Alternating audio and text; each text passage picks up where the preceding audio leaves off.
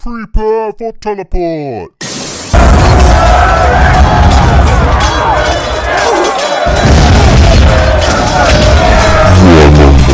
Welcome to Warmonger, episode 4. This is the Emperor's Children episode. So, this is an episode. Usually I do them over Discord with a different person each episode, someone who's thoroughly playtested the Legion that we're talking about.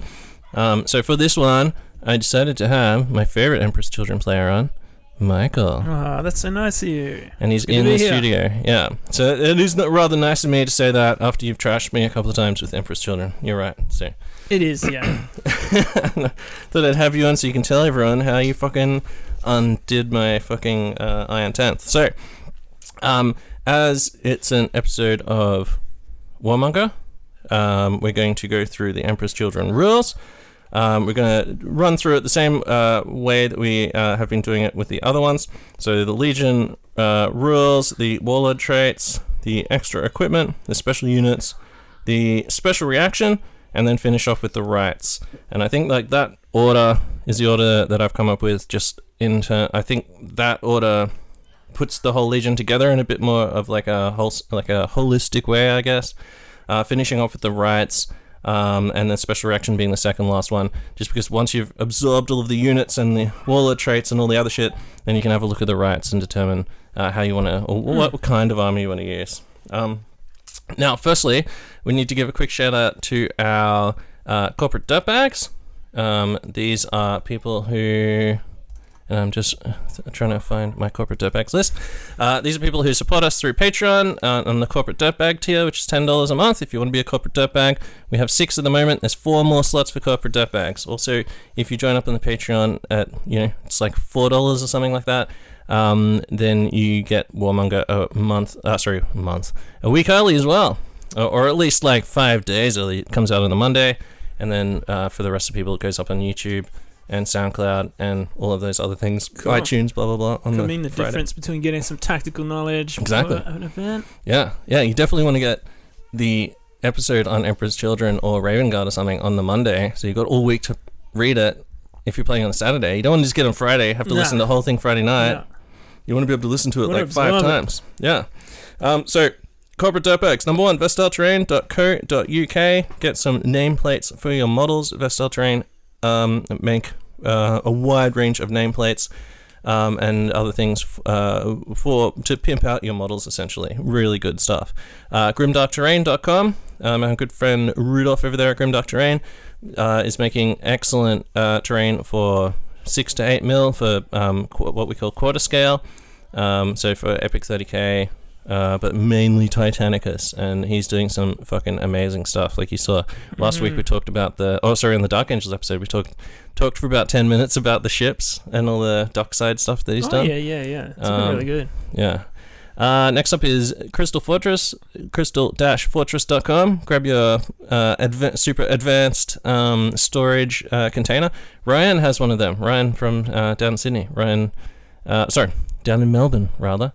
Nice. For his models as well. So when we had him on the Dark Angels episode, I was like, oh, you're another person with the Crystal Fortress. Tell us all about it.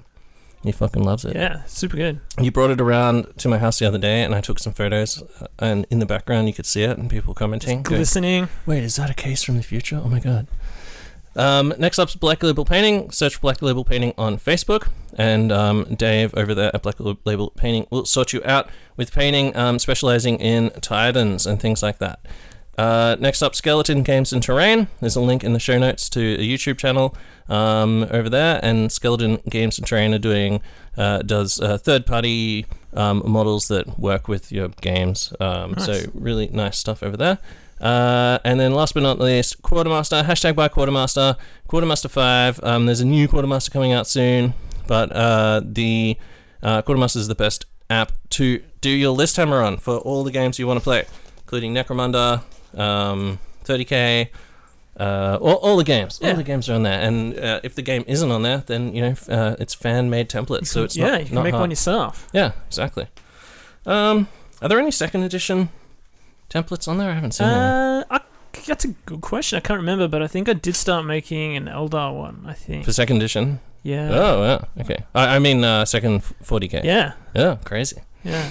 But yeah, so grab Quartermaster on the iTunes store today. All right, let's get into the Emperor's Children. So, first of all, before we do the Legion thing, a brief overview of Emperor's Children is that they're the best Legion in one of the Black Books. I think Black Book 1, it literally says, man to man, they're the best Legion. That's right. So if you took 10 guys from the Emperor's Children and put them up against any other 10 guys in any other Legion, kick their heads in. Yeah, number one, the Emperor's Children would be able to do their job. They'd be able to do their job better than them. And possibly fucking just totally fucking trash them. It literally says that in Black Book 1. So yeah, no bias. Yeah, no bias, but it does say that they're the best Legion, man for man. Some of the Legions were bigger. Some of the Legions had more demonic fucking possessed troops. And yeah, some of them were fucking brutal. But Emperor's Children, in terms of doing Legionnaire shit, it just legit says that they're the best. So boom, don't argue with me. You can argue. Right. Take that out with the Black Book. Yeah, argue with James Workshop. But in terms of the Legion themselves, pretty fucking cool guys. I know you seem to really like them. Did you get into them because of the fluff, or is it a painting opportunity? There's so many reasons to do Emperor's Children. A lot. So I got into them last edition. I've had them I've been playing Emperor's Children for probably since 2018. So probably about the last. It's been a while. 4 years. Yeah. Well, you took them to Adepticon in 2018, and that was early 2018. Yeah. So I think I did it because I wanted a painting and modeling challenge, which there's a lot of that in there. Yeah. I liked the fluff. I always enjoyed how they played and the history behind them. Pink is a very cool masculine color. Yeah, I got no dramas with that. And the other thing was that I thought in the last edition that they were one of the kind of lower tier armies. And one of the things I like to do in gaming is I did it with Beastmen. I've done it with a few things. I'm just going to pick something low tier and just learn how to play with it. I'm going to pick something low tier and then trash my good friend Tim with it. Fucking like your Beastman. Well, just like Emperor's Children. It's a steep learning curve. I get my shit kicked in for first little bit, but then I sort of start figuring out what's what, how to use it, and then it's a good fun little gaming challenge. Yeah. And I do like that the way you go about making armies as well, which is just this is all the shit I'm gonna run and I don't give a fuck. I've been places where someone's been standing there just telling you oh yeah, no, that's not optimal. No, I would take this. Yeah, what you should do is take this and this and this, and you're just yeah, cool, thanks, man. Yeah, and then just no, I'm fucking running this shit. I'm gonna run it until it works. Yeah. Yeah. So definitely I like the way you go about it. Just I like these models. There must be some way for them to work. Think outside the box sort of thing. So that's right, and just really think how to work them tactically, how to play the scenario. Or you can just wait until the next edition where they're really good, and then just that was the other thing. Now I'm just okay. Well, that's why I'm looking at other armies now, because I'm I do like the Emperor's Children. I do like that list. Mm-hmm. But I've been playing them for a while now, so I want a new sort of gaming challenge, I think. Yeah, new edition, new lists, I think, or new armies is definitely a thing. There's lots of people starting new armies. Just because of the way things don't play the same. It's like me and Mechanicum. I went through the Mechanicum book, and sure, there's a few ways that I could run Mechanicum to make them, but it just feels wrong, so I'm just trying something else for a while. Maybe I'll go back to Mechanicum at some point, but maybe I should go to Mechanicum. Whoa, twist. Crazy twist. That would be Bizarro Land. Yeah, that would be fucking... that'd be weird. That'd be weird. Spoiler alert, though, don't take Thalax, they fucking suck. Okay. They're my favourite models. Damn, well. I got bad news for you. Okay, let's talk about their rules then. Fluff-wise, like we said, it says in the Black Book they're the best Legion. They were one of the legions that they had just like Thousand Suns, they had some sort of problem when they were creating new Marines, where the gene seed was probably monkeypox weak or some shit. Yeah, maybe it was too much inbreeding and the nobles that they were drawing fucking recruits from or something. Yeah. So they were a rather small legion. They were hanging out with the Sons of Horus for a long time. Fulgrim was one of he was an early found guy. He was fifth or sixth or something. I think he was half. Yeah, he was definitely Ferrus Menace was third, I think, and I think he might have been fourth or fifth. But because his legion was only like fucking, a few thousand guys or something like that at the start, they were sort of training alongside the other legions and working alongside the other legions, and that's where they picked up a lot of their cool ideas and things. Because they trained with all of these different legions and they were best friends with them, they learnt how to sort of basically just pick up new skills really quickly, and sort of and push all of their dudes. So basically, like 10 dudes could fight as tactical marines, they could fight as breaches, they could fight as assault marines, they could just pick up any different kind of role and perform it in some ways better than the legion they picked up. So they might fight along the the Sons of Horus and learn how to fight like Reavers, and then next time and then turn around and work alongside the Iron Warriors and figure out how to fight as breaches and that sort of thing. Train turn it into their own. And then turn it into their own. Yeah. Let's do the rules though. So we'll talk about the Emperor's Children rule, which we all know is 4 different rules, but only one of them really is important, which is their main rule, flawless execution. This one boils down to, if you charge, on a turn that you charge, you strike at 1 initiative rank higher than you normally would. Yep. And there's no caveats to that, so if you have a Power Fist, which you're normally striking at initiative 1, you'll be striking initiative 2. Yep. If you've got just like chainswords and shit, it would normally be striking initiative 4, you'd be striking initiative 5. Now, on top of this, we're going to go through, you're going to see that there's many other ways to increase initiative. So the Emperor's Children really are the like fucking hit first and try and hit hard as you can. Yeah, they're just Cobra Kai basically. Yeah. Hit first, hit hard, and fucking guard your head. Don't get kicked in the face by Crane Kid. Beers and drum Trans Am. Yeah. Their other legions are, they have is the Phoenician Zone, which is they have a special console type. Exemplars of War, which means that they can choose from the Emperor's Children Rites of War. It always gets me, this little box with the thing that tells you. With just all like the things. There's too many things in the thing. And then Perfect Tools, which is that they have special war gear. Cool. Now, really good. Yeah. Now let's jump across the Warlord traits. You obviously choose these before game, so you want to like use them to build your army around. Think about this before you go into battle. Now they've got 2 traders. A trader one, a normal one, and a loyalist one. The trader one. Which one of these do you use first of all? Paragon of Excellence, I think, because that's the one. You don't remember? No, because generally, to be honest, I'm not a fan of any of the trader ones. The Martyrs of Istvan one. It's really good. Excellent. Yeah, that's fucking It's shit. fantastic. Yeah. But generally, I just take the one that gives us an extra reaction in the shooting phase. I find that one the most useful.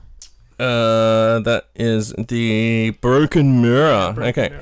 So Broken Mirror is basically a so if a friendly unit within 12 inches of your Warlord fails a morale check, the unit can, instead of failing, you can suffer a wound with no armor save or damage mitigation, so you can still take invulnerable saves. Once you've worked out that wound and it's been resolved, then the unit passes the morale check instead. And then you get an extra reaction in the shooting phase. So that seems pretty cool, but 12-inch bubble in a 30k game, yeah, like your shit's usually spread out, and especially the way you do with Maruskara, it's not always going to come in. But that is one of those things where you'll be like sitting there going, no, I can't believe that ran away, and then just be like, oh wait, hold on, let me measure 12 inches.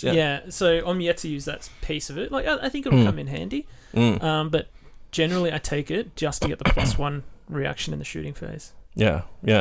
And as we've so this is the 4th episode we've done. As we've gone through, like a lot of these things, you don't always use every single rule. People might say, oh, that's a fucking useless thing, blah blah blah. But you don't always necessarily use everything, and some of them are very niche, but they will come in. Listeners will remember when we did the Dark Angels episode, after talking for ages and then talking about the Rites of War. Was it a Rite of War or was it Warlord? Oh no, there's a special reaction for the Dark Angels. I said to Ryan and Dean, so how often do you use it? Oh, and I asked Dean how many times did you use it at HeroCon? And he's like, no, never. I fucking never used it. It never came up. So, and that's their special reaction. That's a one fucking really. That's a thing. So. Yeah, you don't always need to use all of these. Okay, next one up is we'll do Paragons of Excellence first. So this is one that can be taken by a Loyalist or Traitor. Yep. So when a friendly unit within 12 inches with this trait, and any unit it's joined passes a morale check, it then gains +1 weapon skill until the end of the controlling player's next turn.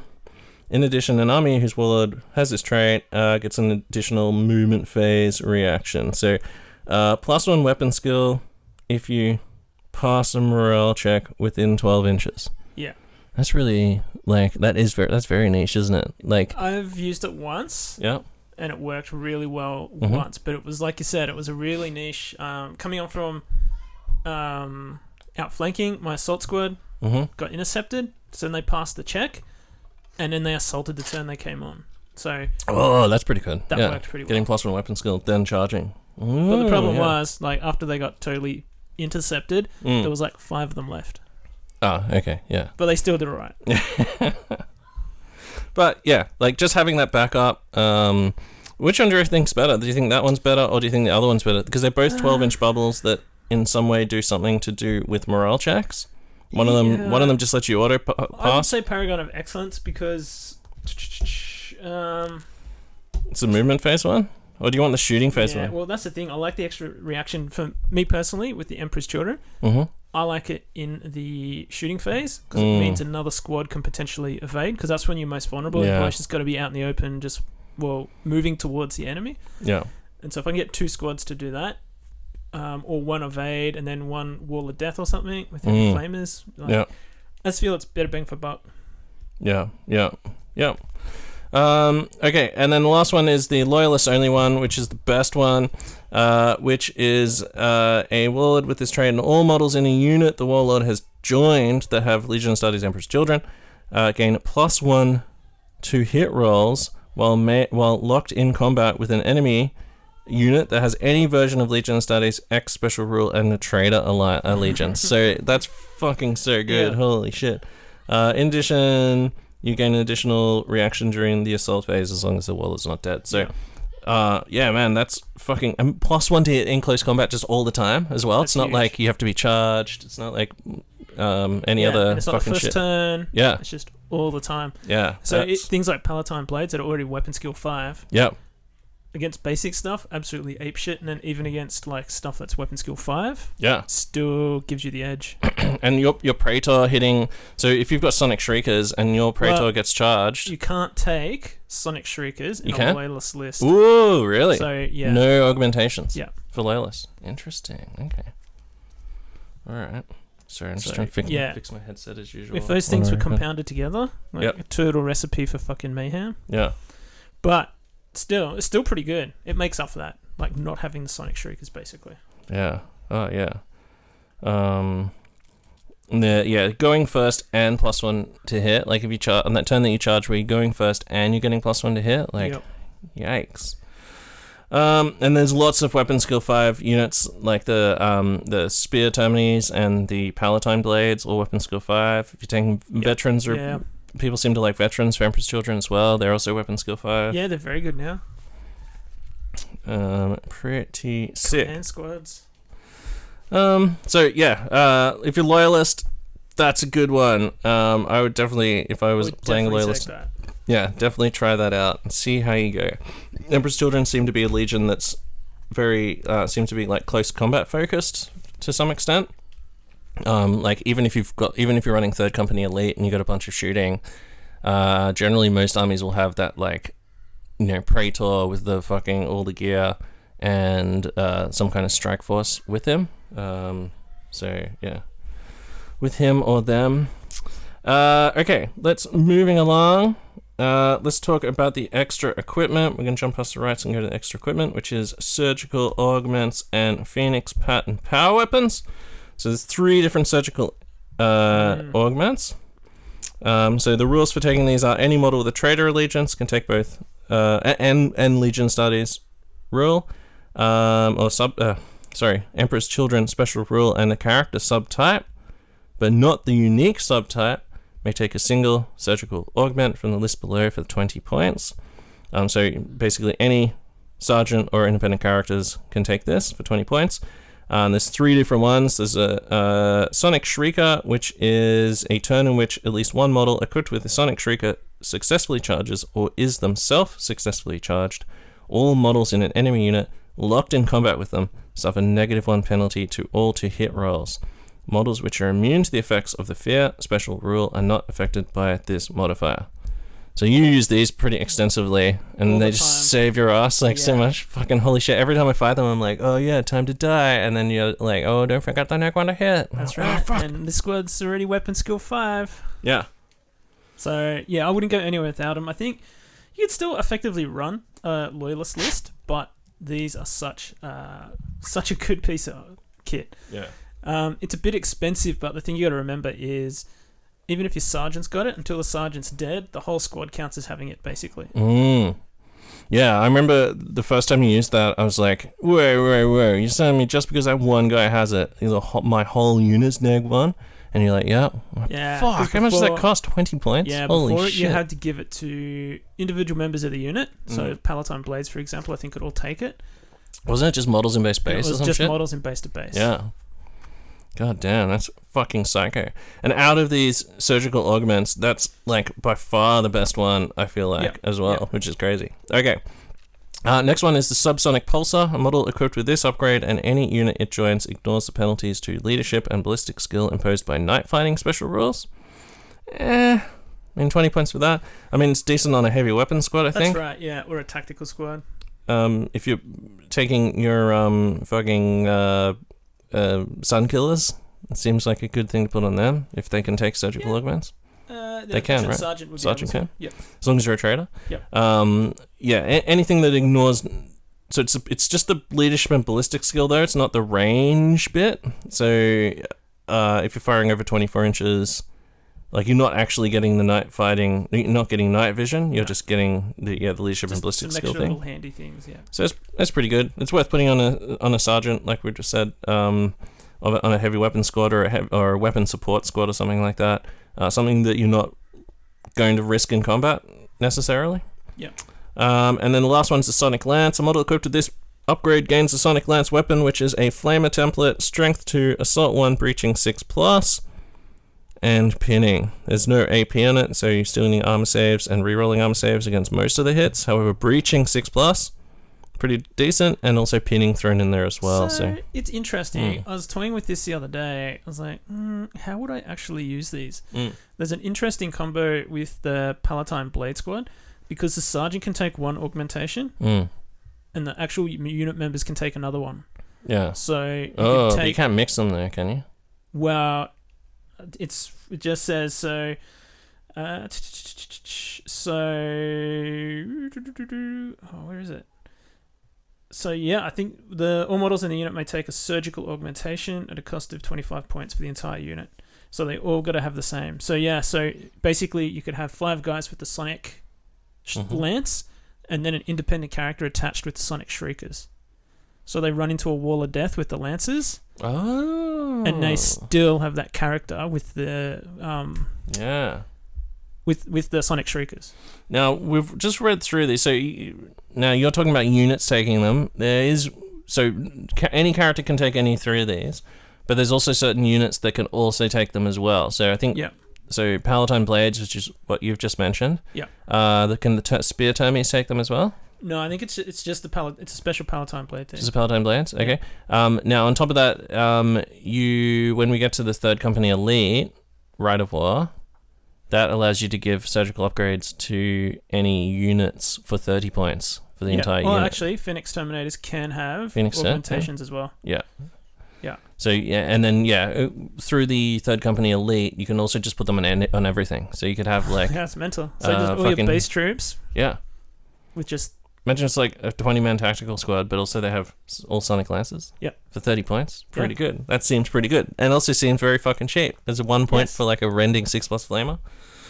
It's only strength 2 base as well, so I mean, you're really going for that breaching 6+ there. Because I mean, strength 2, you're going to need a 6 to wound against Space Marines anyway.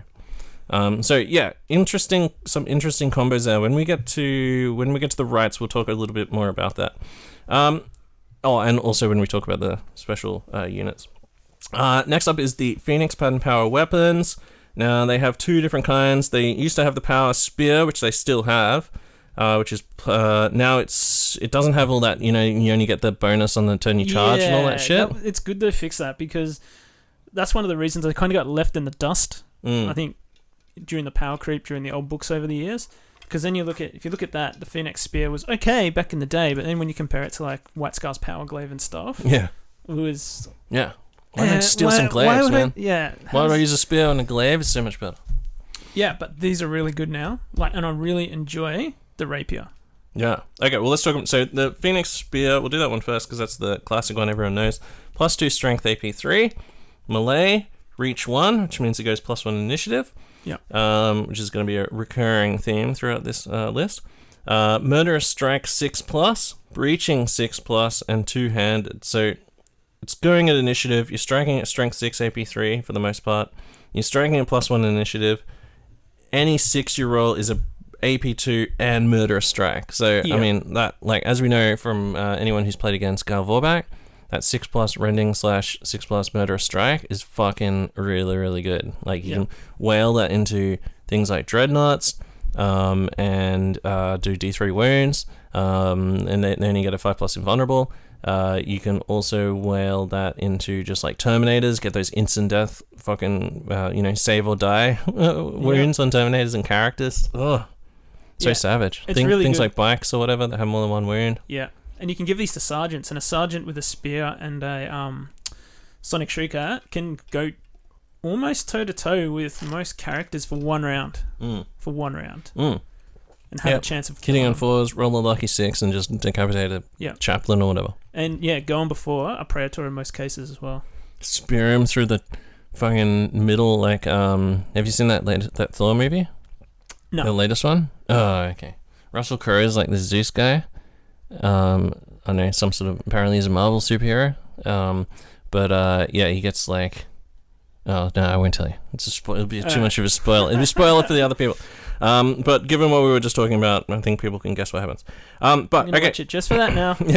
Next one up is the Power Rapier.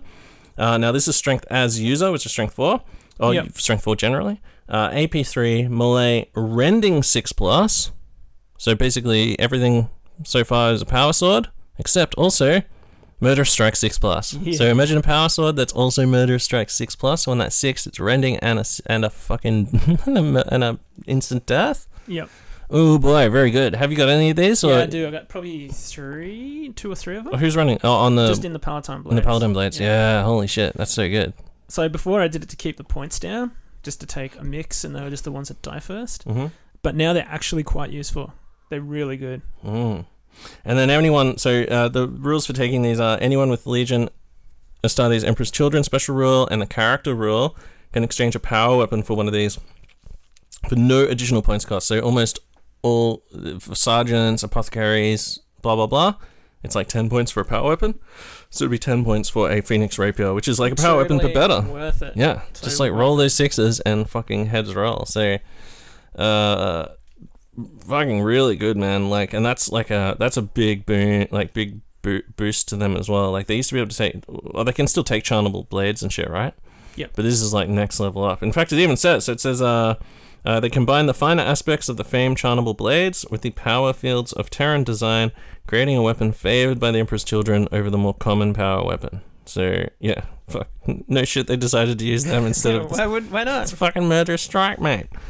Alright, so very good stuff there, and more rule stacking as well. I think Emperor's Children could be the most rule stacking Legion, I feel like. There's a lot of like complexity. Yeah.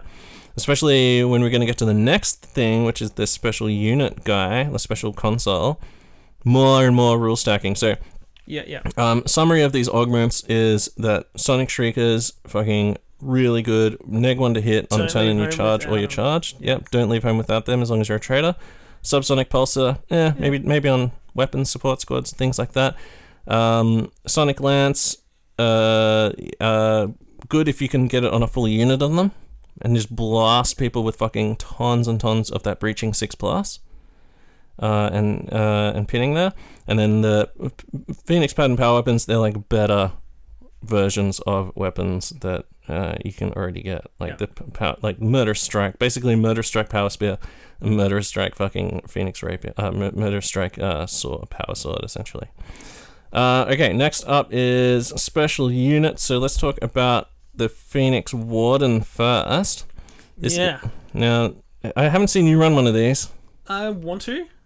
I kind of haven't found a use for it yet. I can definitely see the use, but I haven't found one in my army yet. Particularly the fact that I run Moriscara, so I'm tied to taking the third HQ choice as the Legion champion. I'm gonna make one, so just to have it in my back pocket. Yep. But I like it. I'm really happy that they got something like this. Yeah, and the good thing is like, so it's 30 points.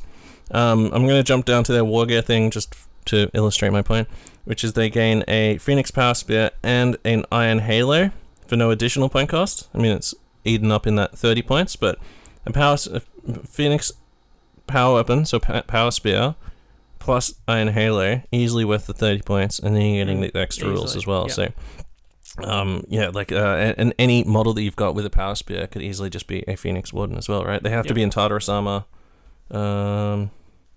It has to be Tartarus Centurion. Okay, so we'll go through it. So Legion Tartarus Centurion with the Legion Astartes Emperor's Children special rule can be upgraded to a Phoenix Warden. So they're meant to be like a next level Phoenix Terminator. Yeah. It's like a veteran one of those. Yeah, like a Centurion level Phoenix Terminator guy. They gain Skill Unmatched and Living Icons special rules. What are those rules, you ask? Well, fuck, more rule stacking. Yeah, more shit. So Skill Unmatched is basically when a combat involves one or more models with this rule is about to be resolved, before Initiative Step 10, you basically choose one of these three special skill things, and then the whole unit gains that skill thing until the end of that assault phase. So the three ones are Perfect Guard, which is you gain +1 weapon skill for the purpose of the enemy requiring to hit you. So your weapon skill 5 guys could go to weapon skill 6, which would mean things that are weapon skill 3 and below are only hitting you on 6s. Pretty good. You could go from weapon skill 4 to weapon skill 5, in which case you're only being hit on 5s, and then with your Sonic Shriekers, you're only being hit on 6s. It's all about getting to that 6s, because you can't be hit on worse than 6, right? Can you? No, I don't think so. So you want to... So it's always miss on 1, always hit on 6. Yeah, you just want to manipulate them. Now, this downside, obviously, there's got to be a downside, right? Of course. Got to sacrifice. It's not the Ultramarines or the Imperial Fist. So you have to reduce your attacks by 1 for this. Perfect Strike is the same thing, only you're increasing weapon skill by 1 for the purpose of hitting the enemy. So you definitely want to do that if you're weapon skill 4 and the enemy's weapon skill 4. You want to jump up and be able to hit them on 3s. It just depends. This thing, you can do it at the start of the assault phase. So you really need to look at what's going on. How many power fists do they have? How many of this and that do they have? If they've got lots of things that are going to hit you and instant kill you, go for the neg 1 to hit. You're going to lose an attack, but fuck. Sometimes you might not want to use it at all. That's the other thing. You might already have rules stacked so much shit you're going to annihilate them anyway, so you might not need it. So you lose 1 attack, and then you can either increase your weapon skill by 1 for hitting, or increase your weapon skill 1 for being hit. Pretty good. Third option is Perfect Fury, which is you gain +1 attack, but reduce your weapon skill by 1. So you might have already rule stacked to weapon skill 6 against weapon skill 4 or whatever, and then you can take 1 weapon skill away, and then gain an extra attack. So that seems pretty good. If you're fighting, especially if you're fighting against, like, I don't know, whenever Militia or Solar Ox or whatever come out, or Sisters of Silence or something. I guess they're probably weapon skill 4, I'm guessing. But anything's like weapon skill 3, where you already got that bonus, being able to get an extra attack and just make sure you wipe that unit out seems pretty good. So lots of cool rule stacking there, and you do that in your turn. Yeah, you just choose. Yeah. Sort of each round of close combat. Yeah, it seems pretty good. It seems like you can take a already pretty fucking good unit and then make them more durable or make them hit easier. Yeah, I'll be honest, I've never used it. I've got it because Phoenix Terminators have it, skill unmatched, and so do Palatine Blades. No, Paladin Blades have it. Yeah. Yeah, never used it. Do they? I think they do. Yeah, skill unmatched. Yeah, they did. Yeah. So I've never used it. Wow. Because I just found that it's just they're that good. I'm just like, I don't really want to trade off yet. Yeah. You could use it, like, if you want to, definitely on Palatine Blades where they're already weapon skill 5, being able to jump up to weapon skill 6 and just tank the fuck out of shit could be really good. That could be good against something. That's probably one of the few times I do it. And then just wait for another unit to come in and just do the damage. Yeah. And I mean, if you've been forced to do a disordered charge, you're probably not going to want to reduce your attacks by any more. But if someone's attacked you, I mean, you might want to just like hold fast and hold them up until your turn. Like, where you're going to be able to like get a second unit in to outnumber them or something like that, or trash them.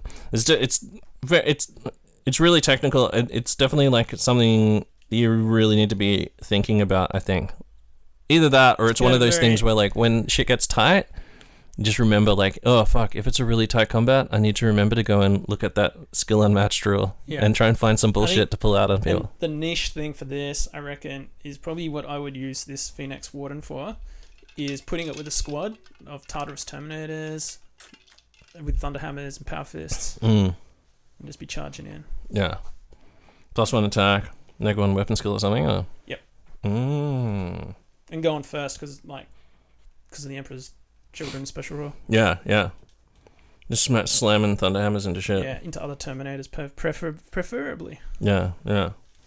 Alright, and then the other rule that they get is a Living Icons special rule, which is a model with a special rule, and all models in any friendly unit with the Emperor's Children special rule, and a model within 6 inches of a model with this special rule gains +1 to the score used to calculate the winner of a combat during the assault phase.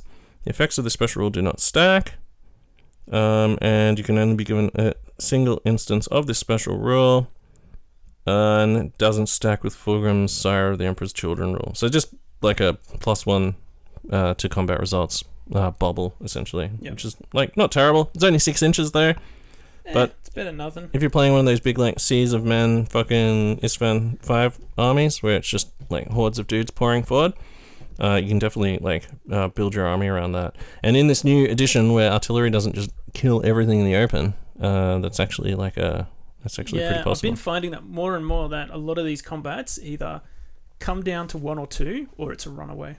Yeah. And I'm finding that it's probably more often than not 1 or 2 is the difference, and that will probably be the difference between taking a leadership check, which now is more difficult because the leaderships are lower. Yeah.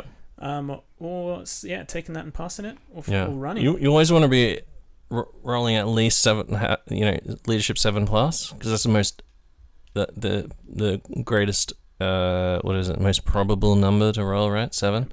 So 7+. If you're under 7, then fuck.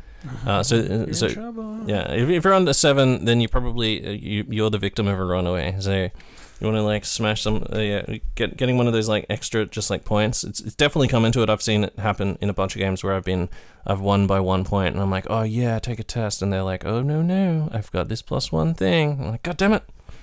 And then that would stack obviously with a banner, right? If you've got a Vexilla in a combat. So yeah, pretty cool. Okay, special units. We're gonna jump past the Primarchs and all that other special shit.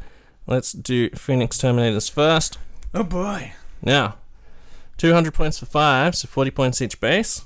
You can add up to 5 additional for 35. So you're looking at about like a 400 point unit, like tooled out. They don't. Is there a second page of options? No. Very few options. Just the retinue piece. Just the retinue? Yeah. So they get a Phoenix retinue special rule, which means that they can replace a command squad, right? Yeah. And can they take a banner? Is it a banner? Yep. Oh, they can take a banner. Okay. Banner will make them line, which is pretty fucking sick. Oh, hang on. I think they can. I think I read that. Ooh. But that would be cool if they could. No, I don't think they can. I think that's right. I think I read it and I was disappointed. Oh no, they can. Yeah. They can. Last bit. Yeah. Terminus. Yeah. Oh, I didn't even. That's a really good. Swap their spear for a Phoenix rapier and a banner. Making these dudes scoring. Yes, please. Yeah. So it's 15 points, but it makes them line. +1, making the unit line, and then also the other things that the unit standard does, which is buff you up to leadership 10. What are these guys? These guys are only 8 and 9, so Yeah. buffing them up, and then giving them, the Legion standard is like a pretty good piece of equipment. Just gotta watch out for snipers there. If the Mimesis crew fucking catch you, that seems to be the new meta that's brewing. they'll just precision strikes and precision Kill all your shots. shit from 72 away. Yeah, nobody wants that. Okay, so these Termies, pretty good. They're a Tartarus Termi, so they've got a Tartarus Termi stat line, movement 7. They're weapon skill 5, so they're a veteran Termi unit. You can tell the veteran Termi unit because they also have stubborn instead of inexorable, which they have. They have skill unmatched and living icons, just like the we just talked about on the previous entry for the Warden. They have the Phoenix Retinue thing, which basically means they can be taken as a command squad and they can take a banner. Otherwise, they are just Tartarus armor dudes with the Phoenix Power Spear. That's the only equipment they have. There's no other options other than the champion can take a grenade harness, and your guys can take surgical augments for 25 points for the entire squad. It's fucking cheap as fuck. That's pretty good, yeah. If you take 10. All models in the unit may take a surgical augment at a cost of 25 points for the entire unit. All models must have the same augment. Yeah, so that's where you could take all Shriekers, 10 of those, and then have one character with Shriekers. Sorry, take 10 Lancers, one with a Shrieker. Yeah, would you actually do that, or you reckon it's any good? Gives you a stand and shoot option. It does. I probably would in this case, because if you're taking a character, realistically, he's probably going to be the last one to die anyway. So you always just it's definitely the last guy putting wounds on. Yeah. That's right. Yeah. So yeah, having that breaching 6+ just flamer, you can get so many hits, and being able to do the Wall of Death as well, where you're just doing D3 hits per guy with an 8. That's right. You can potentially get up to 30 fucking breaching 6+ and you hits. might just pin someone. Yeah, and you if might pin them. someone, they're in a world of hurt when they get charged. Yeah. If you're getting out of a Land Raider, sometimes you're getting out of a Land Raider like an inch away from the enemy, so you're definitely going to get your charge off. You might as well just like dump down those flamer templates and just blast a bunch of shit across them. Yep. And then if you pin them, they can't make any reaction when you assault them as well, which is pretty cool.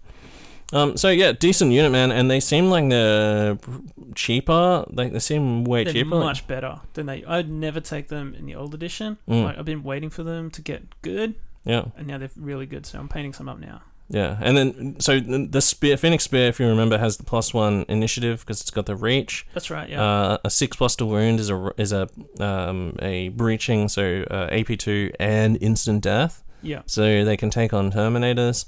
Take on Terminators. They can take on things like Dreadnoughts and just whale them with a ton of 6+s.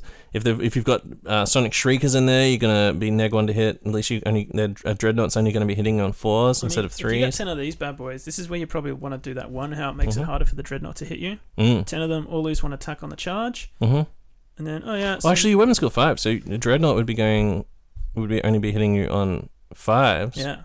And you just with the Sonic Shriekers. Yeah. Well, no, Dreadnoughts are unaffected by Sonic Shriekers. Because they're fearless. Yeah. Okay. All right. Okay. But Good point. using Good that catch. Phoenix, the living icon, living icons, +1 skill weapon unmatched. Skill. Make yourself weapon skill 6 to be hit at. Potentially, yeah. So Dread's only hitting you on 5 suddenly. Yep. Oh. Well, then your 10 dudes just whale back him to him, hitting on 4s, and then just praying for 6s.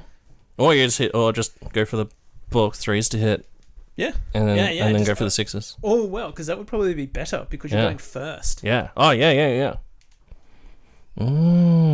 So, yeah, lots to muck around with these guys. They definitely, like, last edition, I think the models, number one, are some of the best models I've ever done for those Phoenix Spears. Excellent models, yeah.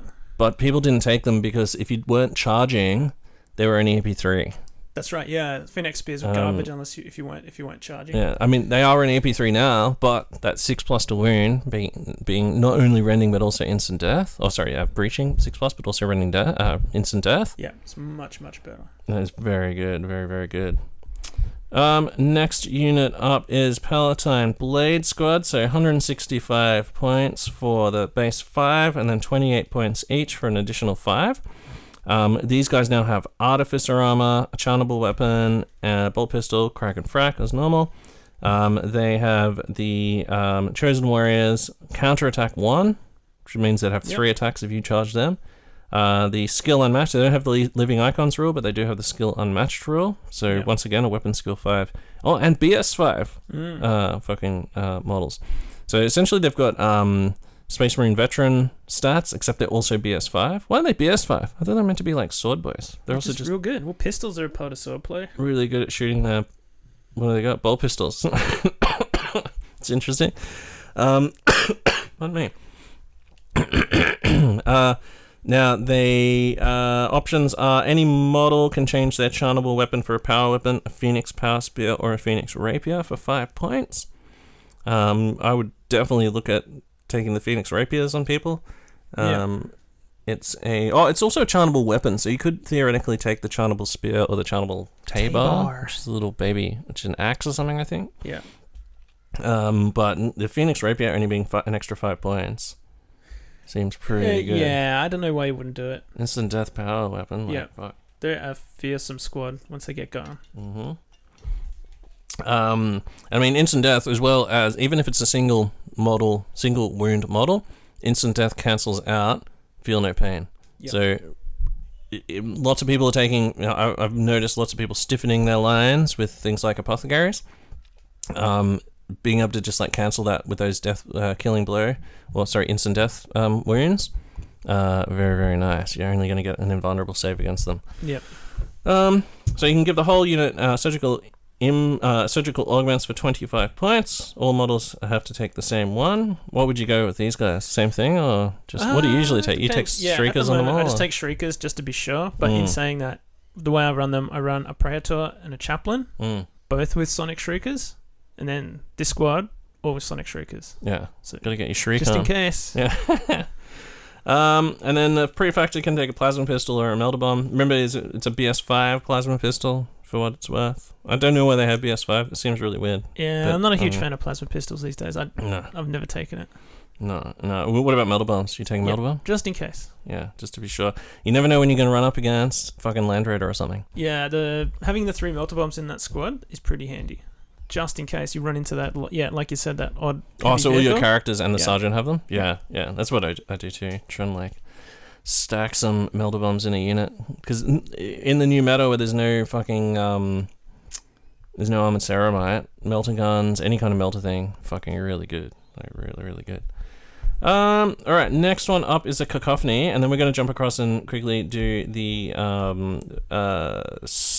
Sun Killers. I was about to say Sun Eaters, but that's not the right thing. Well, the other thing too with Palatine Blades tell us about it. Is they can take jump packs now. Oh, true, yeah. So there's a separate entry in the whatever the fuck it's called, Legacies of the Age of Darkness. Yeah. And they created a Reaver jump pack unit. The first one they brought it out, and then everyone complained like, "Oh, where's my jump packs for the blah blah blah?" Even though that was never in the actual books, it was in the playtest. But whatever. Or were they actually in the books? You could take jump packs in the book? In the black books, you could take jump packs. Oh, okay. I thought that was just in the playtest one. No, it was always a thing that you could take. Oh, okay. And that's why people made them. Yeah, people right. run them, and then that was like, you got models you can't use all of a sudden. Mm-hmm. So I think that's the reason why people were like, what the fuck? You don't care for the jump pack version? In the old days, no, because the jump packs used to be way more expensive. It's like 10 points each for a jump pack. Right? So. And they do have Artificer, but like... Well, no, they didn't. Oh, they didn't have Not Artificer? Not until the updated rules. Yeah, right. So you were just having all these really expensive Armor 3 dudes just hopping around the place. Yeah. And I was like, they're a bit vulnerable. Probably not. But now I would definitely think about it. Particularly now that you can assault from either the deep strike or from outflank. Yeah. Which both these guys can both do depending on your Oh, true, yeah. I've had Reavers do that to me. These guys doing it too would be pretty fucking crazy.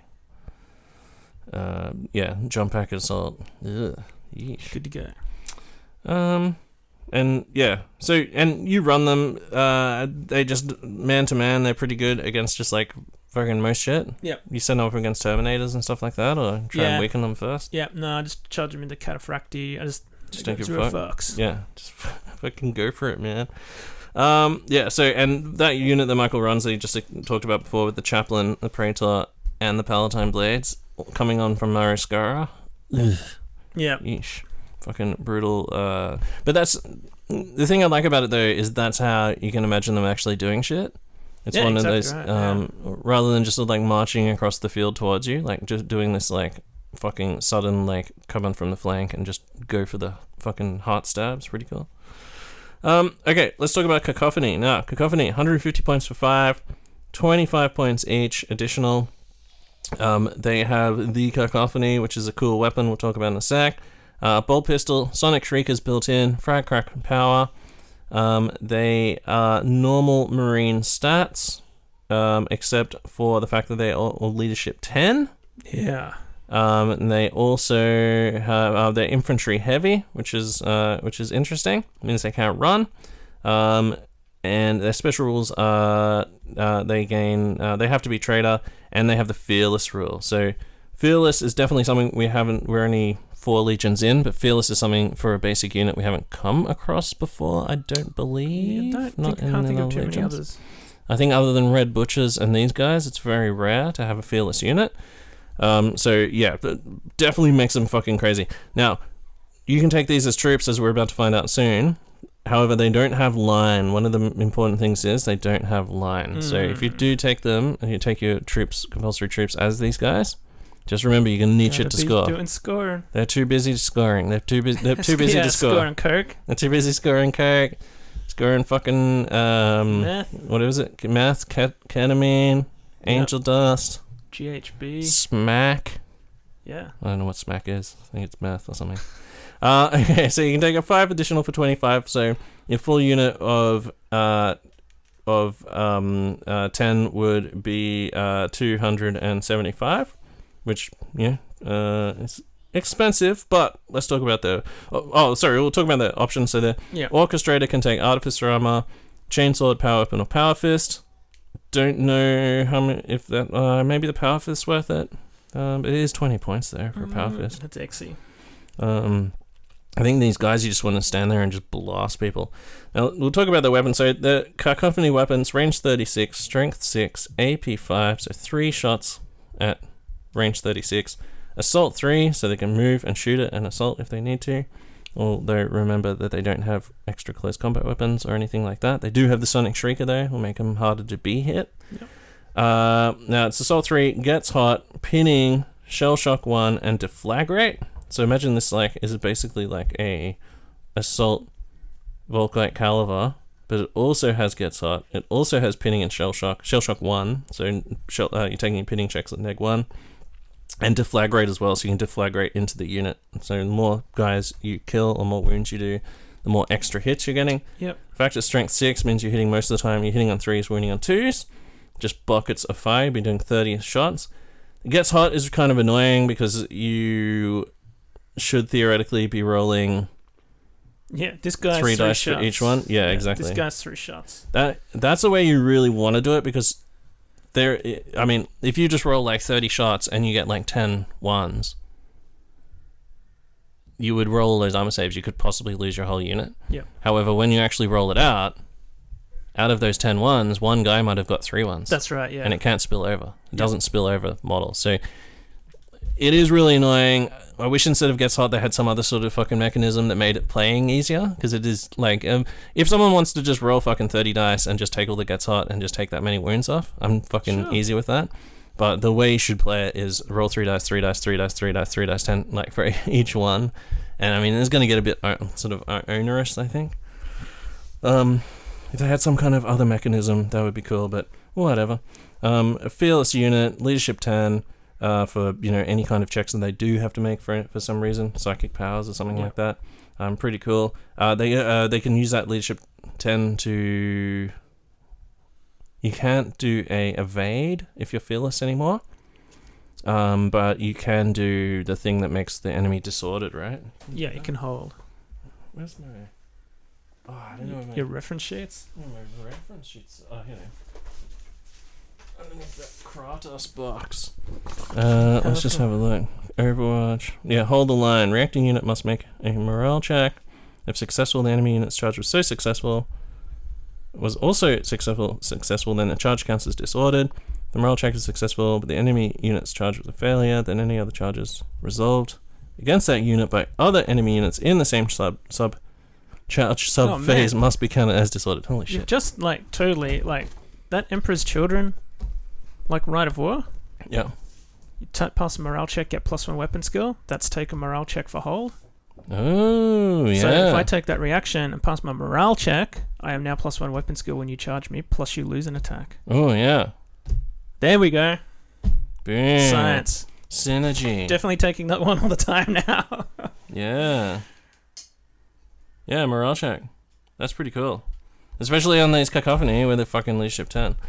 And you might not want to do a stand and shoot reaction because it might just kill more of your own guys. But then again, you're probably going to do more damage doing a stand and shoot. But who knows? Yeah. Who knows? It's one of those things. We can't tell you how to play every game. Yeah, situational. Everyone's meta is different. So yeah, pretty good unit. I think they're very nice. The fact the models are fucking sick as well. Yeah, I want to take some. I'm not 100% sold on. I think the weapon used to be much better. You think it was better? Yeah, I don't know. Fucking got one more. It's got an extra shot now. It's the same strength. One extra shot. It's assault now. Used to be AP3, didn't it? No. Okay. Imagine if it was. That'd be crazy. What it used to have is that biofeedback thing. So for every wound you did, you had to take a leadership test at neg how many wounds you had, and if you failed, then you took just D6 instant death wounds. That's right. At AP1. That's what it used to be. That was fucking savage shit. Yeah. That was fucking nuts. They've sort of replaced that with deflagrate. It's not as good. It's not as fucking psycho, but they also added Gets Hot, which I think is kind of annoying. But I mean, anyway, it's pretty. They look pretty good. I'm gonna paint some up. Actually, I think they already had Gets Hot. I think it had Gets Hot. I feel like it might have already had Gets Hot. Can't remember now. Never used them. Yeah, whatever. Because it's only AP5, at least your Gets Hot is you're getting your 3+ armor save. If you keep losing fucking dudes from this, you can always chuck in an Apothecary. It'll give you 5+ damage mitigation save against those Gets Hot. So it can be useful. 3+, 5+ is a pretty good save. Okay, now let's do the Sun Killers. Now, Sun Killers got new rules in the exemplary battles. I think that these new rules are also pretty fucking good. So this is a 5 guys for 185 points, for up to 15 additional for 40 points each. That's scary shit. What do you get for your 40 points each? You get a normal Space Marine stat line except BS5. They don't have any better leadership or extra attacks or wounds or anything like that. They're just basically like a Seeker stat line, pretty much. They come with a las cannon, bolt pistol, chainsword, frag and crack, and power armor. They have precision fire, designated quarry, and fortified position special rules, which are interesting. So remember, you can take them up to 20 dudes, 40 points each. That's fucking a lot, right? That's like 800 points, just basic. That's a lot, yeah. They can swap their las cannons for any model can swap their las cannon for a Volkite Culverin, a plasma cannon, or a multi-melter. That is very interesting. I think maybe the las cannon might just... I don't even know where they put the option in, because the classic thing is las cannons. That's right, yeah. I was surprised that they actually got options. I get it, it's energy weapons. They don't have to... They don't have to all be the same weapon. That's an interesting thing. Yeah. I would probably... Would you put a couple of multi-melters in there just for close encounters? Yeah, why not? Could be interesting. Alright, the Novator, who's the leader of this unit of fucking hard shooting dudes, can take an Augury Scanner, Melter Bombs, or Artificer Armor. He can also take a Power Fist, Lightning Claw, Combi Weapon, Bolter, or whatever. It'd be pretty funny having a Lightning Claw in one hand and then also shoulder shooting a las cannon. Yeah. It's fucking something I think about all the time. And then he can take a Charnable Weapon or a Power Weapon. Because he's a character, he can swap that Power Weapon for a Phoenix Spear or some shit like that if you want. The special rules, though, really take these guys to the next level. So, number one, remember 40 points base.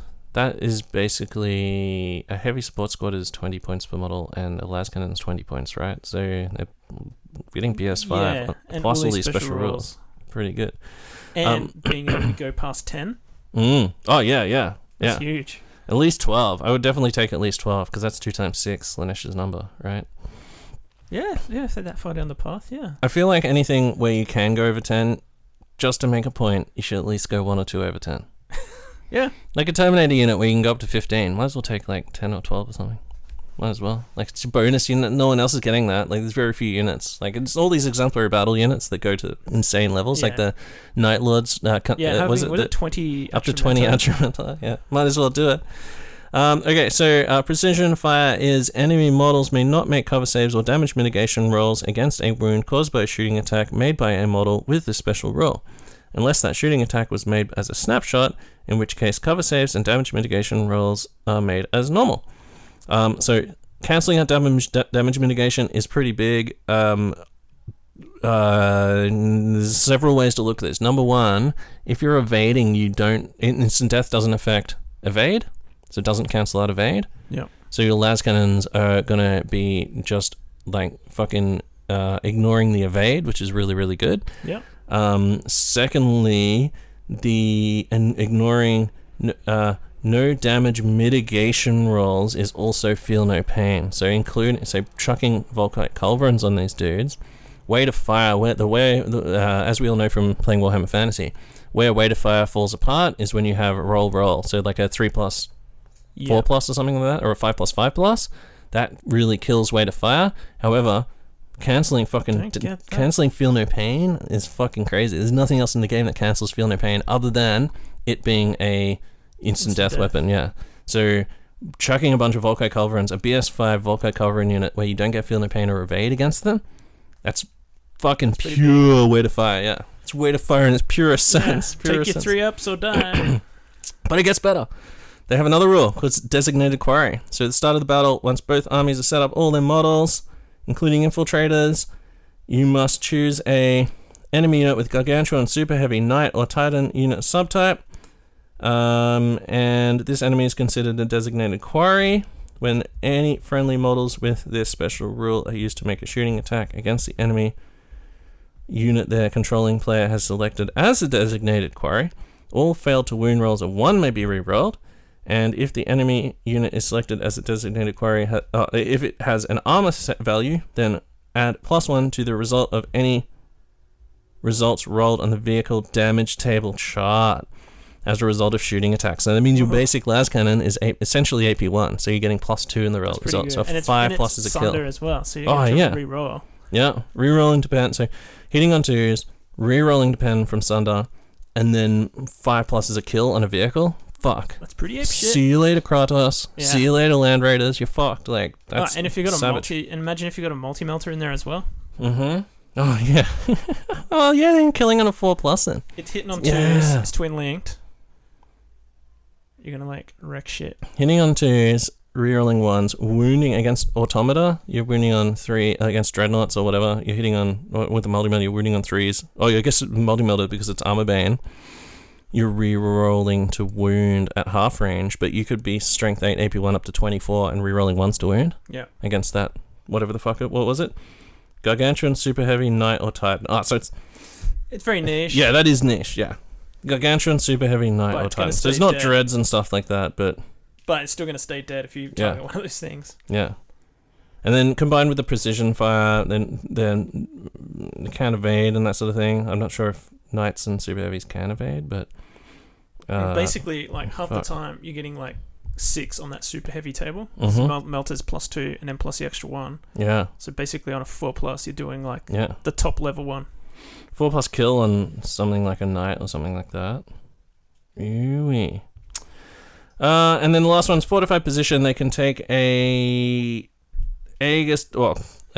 a defense line, formerly an Aegis defense line, without occupying a fortification force slot, but the cost in points must be counted towards the army total. So they just essentially you can buy an extra little wall thing for them. Yeah. Which is like kind of cool. I think the rules for that. Yeah, I would take it. Yeah. Because they're going to be attracting a lot of firepower. It's one of the few fortifications that's actually decent too, because you can't actually destroy it. Whereas like most of the other things, most of the other buildings are like very, very weak. Like not that many hull points. Yeah. And pretty low armor. Like I really like these guys. It's not as risky taking big blobs of high value infantry anymore. Like before, I started taking a 10-man las cannon team for my Imperial Fists. Mm-hmm. And first turn, someone would have some sort of large blast marker, which would just devastate them turn one. I'd be like, oh, there's 400 points down the toilet. And then I bought the bunker for them, and then they turned into fucking psychos. And people were like, oh my god. So I think, like, I know it's a new edition, things have changed. All those blast markers, which I was deathly afraid of, are pretty much gone. But still, and you're heavy getting a reroll armor save against most of them too. Yeah. That's right. Even a battle cannon, like a battle cannon's only AP4 now. That's right. You're Yeah, rerolling like, away. come at me, bro. Rerolling Whatever. saves against. I'll just take that all day. So the defense line's 35 points. It's 4 double blast shields and 4 single blast shields. So it's just fucking Aegis line. You can take a Sky Reaper battery for 25 points, which is a heavy 5 Skyfire twin link strength 7 AP4 range 48 weapon. So not bad. 5 shots at 48 with Skyfire. Strength 7 shots as well. 5 shots twin linked with Skyfire, shooting at lightning primes and shit like that. Yeah. Boom, you're fucked. Like, that's gonna rip like a lightning prime down. You would hope, right? On 4s, it's doing a glance, and those things only have 2 or 3 hull points. It has a blast shield special rule. So a blast shield is a barricade which provides a 5+ cover save for the models obscured by it. In addition, any wounds inflicted by attacks with the blast special rule targeting a model that claims a cover save due to a blast shield must be re-rolled. That's really good. So you're re-rolling the cover save if it's an AP3 or more. So you're re-rolling that 5+ re-rollable. If it's not AP3 or better, then you've got to against blast because you're heavy. Oh wait, are they heavy? Were those? That's a good question. They should be heavy, right? I don't know. Let's go back and have a look. On the deliverers. Yep, Sunkiller, infantry heavy. So if it's not AP3 or better, then you're re-rolling your 3+ armor save against it. Then you also have to ask yourself, do I want to shoot at these? Because if I've got a shooting reaction, which is return fire. Oh yeah. Okay, I'm just going to fire my 10 tack guys at your 20 las cannons. Yeah, cool, man. Okay, please, cool. do it. Brap. Fucking, oh, guess what? Oh no. Fucking guys are all dead. Yeah. Just cut them down. So they're much, much more survivable now. Just Shout the fact of the matter is. Yeah, shout out to Internet Dirtbag Ben Martin, who's fucking painting up 20 of these, like a full 20-man squad. Yeah. He's went and bought a 20-man squad and he's been busily painting them. What a weapon. Just to be first guy. Oh, yeah, I wonder if he is first guy. If you're first guy to do 20, send pics, IIIrd@gmail.com. We want to know. Otherwise, Ben Martin is going to be better than you. In some ways, Ben Martin is already better than you. He's definitely better at being an internet dirtbag than you. Yeah. He's a if you're top listening to tier this. internet dirtbag. Yeah. So yeah, fuck, man. Those units, they gained the Sun Killers as well now. So they've got Cacophony, Sun Killers, the Palatine Blades, and the fucking Spear Timies. All very good. Like, there's no, like, is there any loose, what are they called? Loose fat? Any loose fat there? No loose fat? It's all good. Like, I would take it all. It's just a matter I can't fit it all in one It's thing. all super tight butthole. Yeah, super tight butthole, man. Alright. Well, special units. Let's talk about the special reaction. It's such a good special reaction. How often do you use it? I'd say more often than not. I'd say I've used it in most of my games. Yeah. So this is it's called the perfect counter. It's like about 200 word paragraph. What it comes down to is when somebody goes to charge you, you can say, not today. And basically what you do is you roll your 2d6. So they roll their charge distance. Yeah. If you then roll your own 2d6, and if it is equal to or higher than what they rolled, yep, then you charge them instead, and their charge is cancelled, and you charge them. So obviously this is going to be... If you fail, you get a full round of shooting against them, like a normal stand and shoot. Yeah. Now, the way that it's worded is they roll first, right? And then you get to see what their number is. Yeah. So if they're 2 inches away from you and they roll so it doesn't matter the distance. That's right. The distance does not matter. Sorry, I shouldn't say that. The distance will matter. So number one, first of all, you need to beat their score to cancel their charge. Correct. And then does your charge distance not only have to beat theirs, but also be in range for you to do the charge? You just beat their charge. You just beat what they roll. But once if they're 8 inches away, and then they roll an 8, you need to roll an 8 or more. Oh, well, then you'd be beating it anyway, right? Yeah. Okay, all right. It's just one of those like mindfuck things where it's like, things that like add extra inches onto charges and things like that. So if they're 5 inches away, they roll a 7 to charge you. Even though they're 5 inches away, you still need to roll higher than what they rolled. So you need to roll a 7 or more. If you roll at 7 or more, they cancel their charge, and then you move your 7 or more up into their shit. Yeah, basically, yeah. Yeah. It's a really long one. I was tempted to do one of those, let's try and read this in one breath, because it's like a fucking huge, massive. great big one. But it essentially boils down to that. Now, you, on top of that, now there's a little extra bit. So the perfect counter reaction may not be, a unit that makes a shooting attack as part of the perfect counter reaction. Wait, what's this shooting attack part? That's if you fail it. If you so if you fail, you get to shoot. Yeah. Okay, all right. And then you can use defensive weapons as well.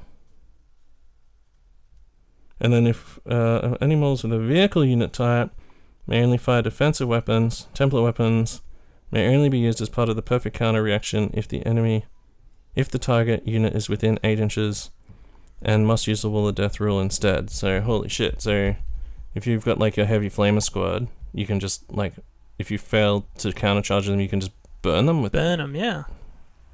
Jesus Christ. So you either get to charge them or a standard shoot, basically. Yeah.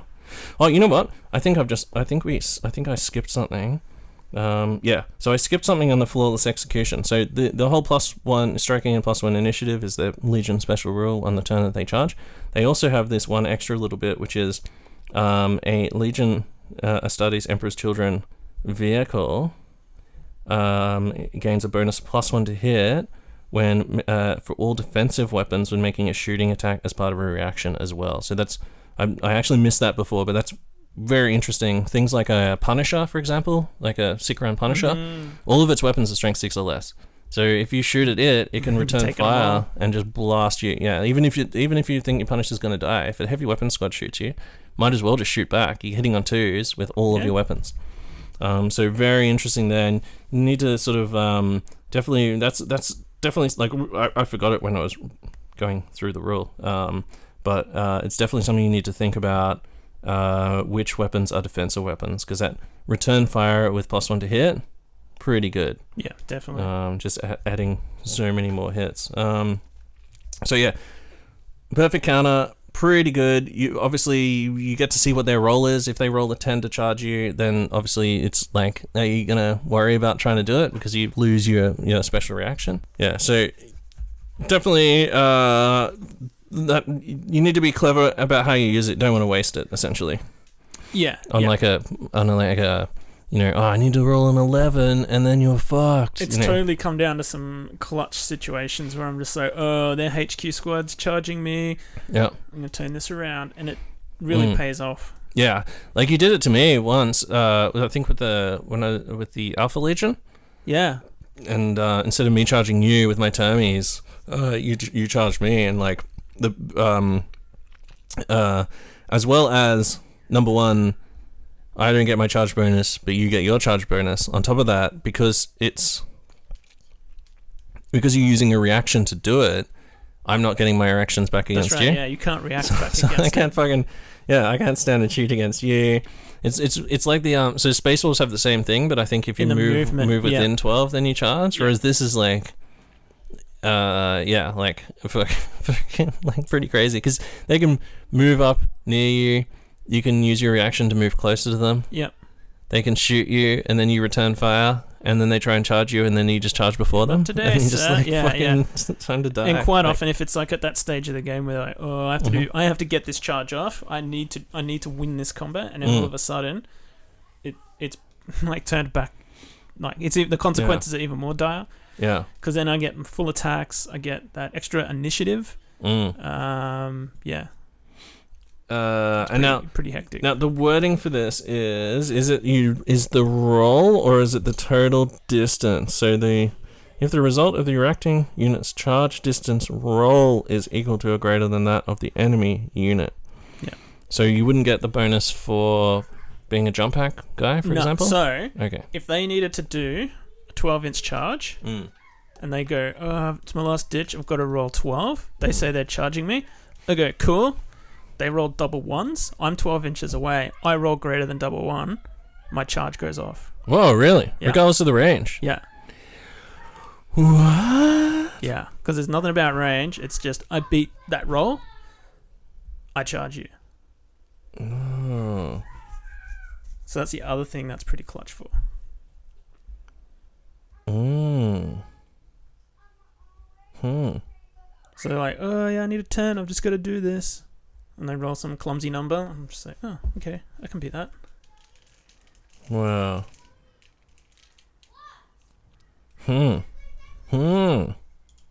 Also says they can choose to do it as well. Cancelling the enemy unit's charge if it's successful, and gaining all the usual benefits of a successful Oh, actually, charge. it says if it's successful. Wow. No, if their charge is Yeah. successful, you would cancel it. Yep. So that's pretty good. It's pretty good advanced reaction. Yeah. Oh, let's read. I'll read this bit. So I'll read the exact wording. So, when a charge distance roll is made for the enemy unit making the charge, the reactive player must also make a charge distance roll for the reacting unit. If the result of the reacting unit's charge distance roll is equal to or greater than that of the enemy unit, then the reactive player may also choose to make a charge, with the reacting unit immediately cancelling the enemy's charge if it's successful and gaining all the usual benefits of a successful charge. Or if the reacting player's charge distance roll is lower than that of the enemy unit, the reactive player may choose to have the unit make a shooting attack. Interesting. Doesn't matter about the distance. It's just Yeah, well, that's crazy. Brutal. So, very, very good. Seems like better than some of the other advanced reactions. Yep. The Dark Angels one, for example, comes to mind. Not as good as like maybe Smoke and Mirrors. I think Smoke and Mirrors is very, very good. That's a good one. Yeah, I really rate this one. The Space Tools one in the movement's pretty good, but well, think about like the Emperor's Children also. So everything with the Emperor's Children stacks with each other as well, and there's so much redundancy. Like, oh, I can't get +1 weapon skill or whatever, and you're like, oh well, don't worry, I'll just use my living exemplars or whatever the fuck. yeah. This stacks so well with the Emperor's Children because you want to be charging That's to get right. that You can't +1 afford initiative. not to be charging. Yeah. So it's like a total fuck you, and it means that like you can't afford to get close to the Emperor's Children. If you're another close combat army, you have to be so cagey because any charge that you do might just turn into being countercharged. Yeah, turned back on you. And if it's an enemy unit, if it's your Death Star going up against the Emperor's Children Death Star, holy fuck, you really need to lock it down. Yeah, with some other kind of unit first, just feed and them then something. charge it. Yeah, to get around that reaction, because fuck me. But this can get you out of trouble as well if you are in that situation where there's 2 units possibly set up for a charge, and they try and feed you the shit unit, and you just countercharge them, and you get out of range of the primary unit. Yeah. Lots of like good little bits. Just using it to get an extra move as well. Like fucking suddenly I'm over that side of the table now. Yep. All I have to do is trash these guys, and then suddenly I'm like clear on that side of the table for a big sweep down the flank or whatever. Yeah. Good reaction. It's a good reaction. Yeah, it's very, very good. I think one of the best. You need to make a Mount Rushmore of Advanced reactions? Advanced reactions. I'd say that'd be up there. Advanced Rushmore. Okay, so we've done special reaction. Let's talk about the rites. The rites really bring everything together. There's 2 of these rites. Most Emperor's Children players I've seen are using one of these. I haven't seen any lists. Same. I'm always on the lookout for lists online. It really annoys me when people like post their lists, but they don't say what fucking Warlord trait they're using, number 1. Yeah. And then they just don't mention a Rite of War, and you got to put it together like somehow yourself. Mariskara doesn't have any kind of shit jiggling around like a lot of the other rites do, but it gives you some really good bonuses. If you don't write down that you're using Mariskara though in your list, then people will have no fucking idea. Like you could show me a list, and if you don't actually write Mariskara, I wouldn't know that you've got all these units outflanking shit. And it's even more versatile now. Now you can sort of, because it's troops. Well, we'll go through it from the start, but before it was very specific in what you could take, how many of what you could take, and when it came on. Yeah. So now there's a lot of freedom. I just saw the term pan-Europic dueling cults.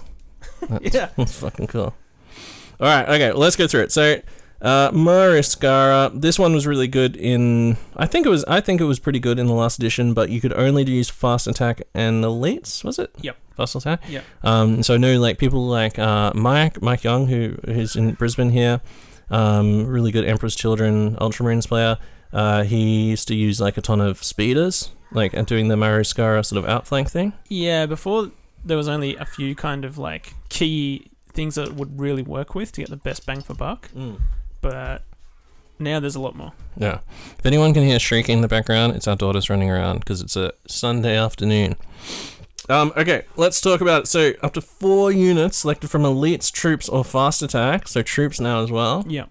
And that do not include any models with the heavy, slow, or bombard unit subtypes.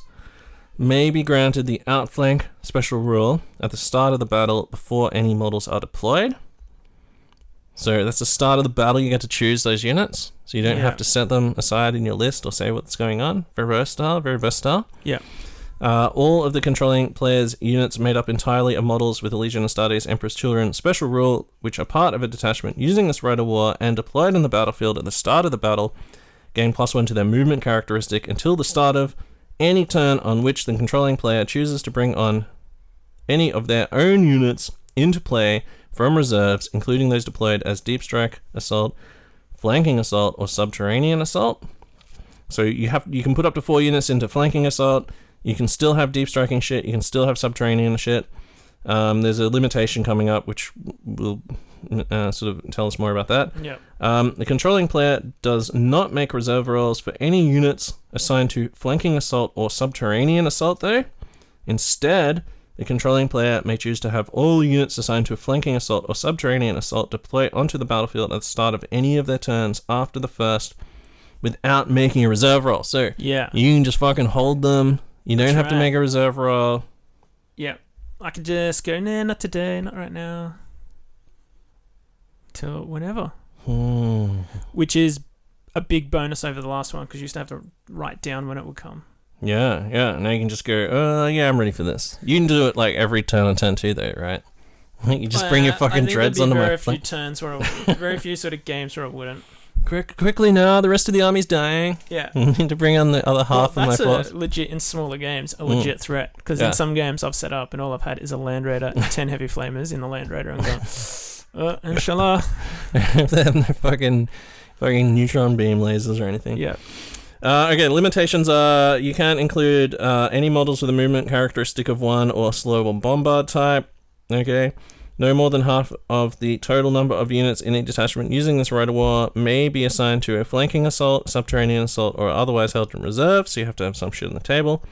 And detachments using this Rite of War must take a Legion Centurion, Legion Cataphractii Centurion, or Legion Tartarus Centurion with a Legion Champion or Phoenix Warden console upgrade as a HQ choice. So that's easy for you. You've got those. You've got that Legion Champ with the Paragon Blade. Yeah.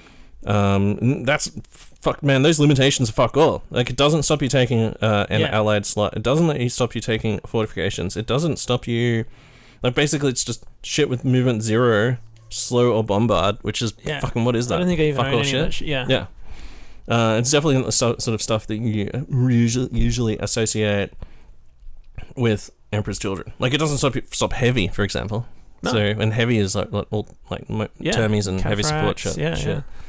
Because I thought it might it's really good with Sunkillers, but no, you can still take them. And theoretically, you can take an allied slot. They won't be able to. Yeah, yelling. All of them are. So.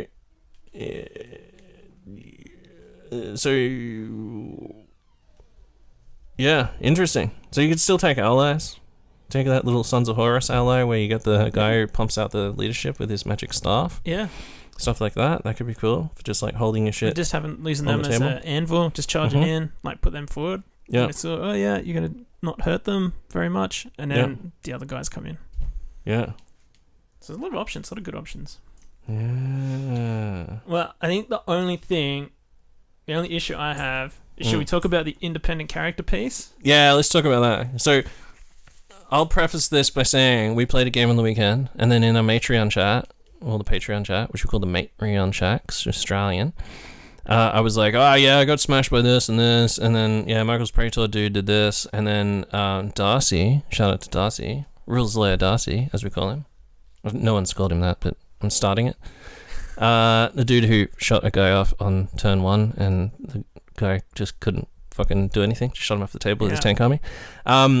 He said, illegal list. Michael was using an illegal list. You can't join independent characters to a unit and gain them outflank anymore. And I was like, whoa, that can't be true. Michael would never cheat me like that. So we went through and had a look in the rules.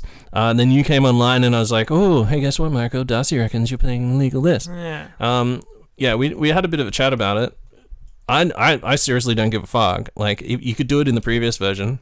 Yeah. I've sat down with my list. Well, the thing is, okay. What's your? I was unsure of the interpretation because there's been two distinct interpretations of this rule. So I sat down with my rules lawyer, Danny, and said, "Look, what do you think?" He was running an event. He was the TO, and I said, "What is your interpretation?" Yeah. Go. And he read it, and he was just like, "You know what? I think you can, because there is ambiguity in it, but there's two distinct camps." And I said, if you're happy for me to do it, I'll do it. Yeah. And I've just been running it like that. But since there's so much controversy about it, I'm going to do what I did with the Tiger Eyes piece until there was like, I guess, a actual can't you consensus, yeah, and just not do it. But until then, I just guess I'll have to take 6 contemptors. So I don't know. I might just say to people, "Hey, look, this is how the rule works. Up to you." I'll just be doing Mariskara with 2 talents of 3 contemptors each and 2 20-man tactical squad blobs, just all outflanking. Yeah, so no characters. Instead. Yeah, no characters there. Yeah, exactly. If you can fucking do it with a whole talent of dreads, who gives a fuck if you're running a Praetor? And the whole Mariskara thing is the idea that you're trying to fucking cut off the enemy's head and go for the kill. The killing cut, as it's called. The Mariskara literally means killing cut. Yeah. Fucking, as if your Praetor's not doing that. The whole, like, the Emperor's Children, that's the whole thing. Like, they're all about, like, I'm gonna go to the general, my guys are gonna kill his boyfriends, and I'm gonna stab him through the chest with a fucking spear. Like, fucking, and that's how he dies. Like, that is the Mariskara. Like, not including characters in that is fucking stupid. Like, yeah, if you're out there and you stop someone doing that, remember what did Bob Fox say when we won the Australia Cup? You're a bum. You're you a bum. For not coming to work. Yeah. If you fucking stop someone Mariskaring their characters, you're a bum. That's what I gotta say. Just like Bob Hawke.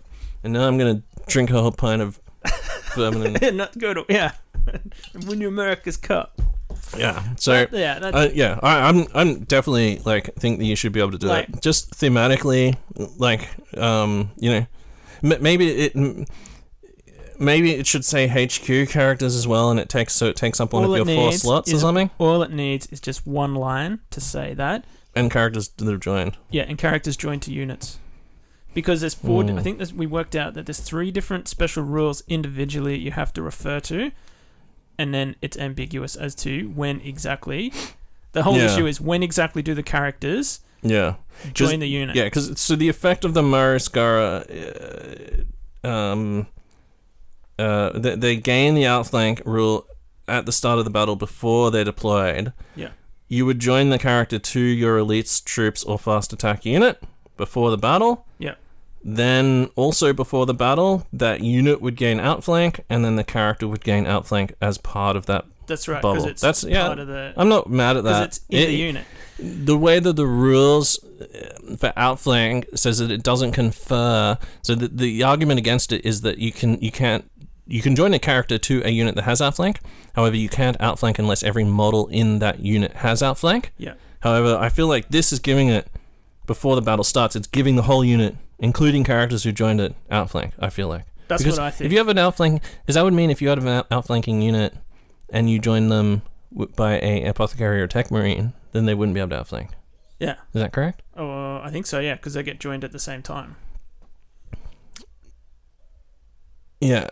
Ugh, I don't know, man. See, I think this Mariskara, the way it's worded, I'm totally fine with them. Like, the only argument that you could say is that because they're not an elite's troops or fast attack, they don't get it. But fuck, like, whatever. Like, it's up to because 4 units. They become part of that unit. You could say each character that you join to one of those units, because they are a separate unit before they join, then they should reduce the number of units they can outflank, but I'm fine with you having that in there. Like, it would be hard to find someone who would argue, other than Darcy, that you can't do it. And that's just a rules as written interpretation as well. Yeah, it's or rules as intended or whatever. Like, there's no. So just be wary. Just make sure you chat to your opponent. That's probably the key takeaway. Ask your TO. I don't think it's got a FAQ or anything. It's not in a FAQ or an errata. Okay, maybe we'll send an email into into Forge Rules Web. Boys. Into the Rules Boys. Is the Rules Boys still a thing? No, there is a play. What's it called? Not playtest rules thing. I'll try and find it and put it in the show notes. But you can. There's an email address you can send things for facts and erratas purposes. All right, next one up. Last Rite of War. Third Company Elite. This is your classic Noise Marine, early proto Noise Marine army. Cacophony squads can be taken as troops choices in a detachment using this Rite of War. Any unit composed entirely of models with both the Legion Astartes Empress Children special rule and the infantry unit type that is part of a detachment using this Rite of War may select a single surgical augment at 30 points per unit. All models in the unit must be given the same surgical augment. So that basically is like if you want to give Sonic Shriekers or the fucking Scream Beam thing to a 10-man attack squad, for example, with chainswords and shit. You can do that. That's still pretty cool. Good, yeah. Imagine 20-man squad with that template thing. Like, you charge them, and it's like a 20 times D3 wall of death. Any 6s you roll a breaching. That's right, yeah. Just don't fucking come near me. We scream real loud, bro. Yeah, we'll cry. We're screamers fucking over here. We're dub on you. Can't stop us screaming, brah. Okay, and then limitations are the Rite of War can only be used by a detachment with the Trader Allegiance. Okay, no shit. And all models with character unit subtype in a detachment using this Rite of War must have a surgical augment, either bought as part of the upgrade to the unit using the rules for this Rite of War, or bought separately through the rules represented in the Armory of the Empress Children. So all your sergeants have to have them. Even if you haven't bought surgical implants for every unit, every sergeant in every unit has to have a surgical augment. Not a huge downside. It's pretty good. Yeah, I mean, fuck, man, like, if you can't think of which one to take, then just take the fucking Sonic Shriekers, because they are really good, and you will use them. Yeah, 100% you'll use them. Basically, most of the combats that you fight are going to be you're charging or being charged. Yeah. And, like, there's not really any way to start a combat without being charged or charging, so you're going to fucking use it. Yeah, you're going to get to use it if that unit fights in close combat. So yeah, I think that's pretty good. Being able to, it doesn't. The one thing it doesn't do is it doesn't give you any extra line units. So the Cacophony become troops, but they're not line. Yeah. But it just means you can take more Cacophony than you normally would. I was talking to Nick. Shout out to Nick Nugent, from Brisbane here. He started an Emperor's Children army, and I was saying to him, like, dude, the first thing I'd do is just buy 30 Cacophony and 2 or 3 dreads. And then you've got like 4 to 5 units of just fearless shit that just stands in a beating line, and like anyone who comes near them just gets blasted by sound waves. Anyone who tries to assault anything, you just got dreads you can intercept with, and then the rest of your army you can just buy scoring shit or whatever you fuck you want. That's right. On the upside, your shit's not going to run away, so it can stand on a thing and deny. Yeah.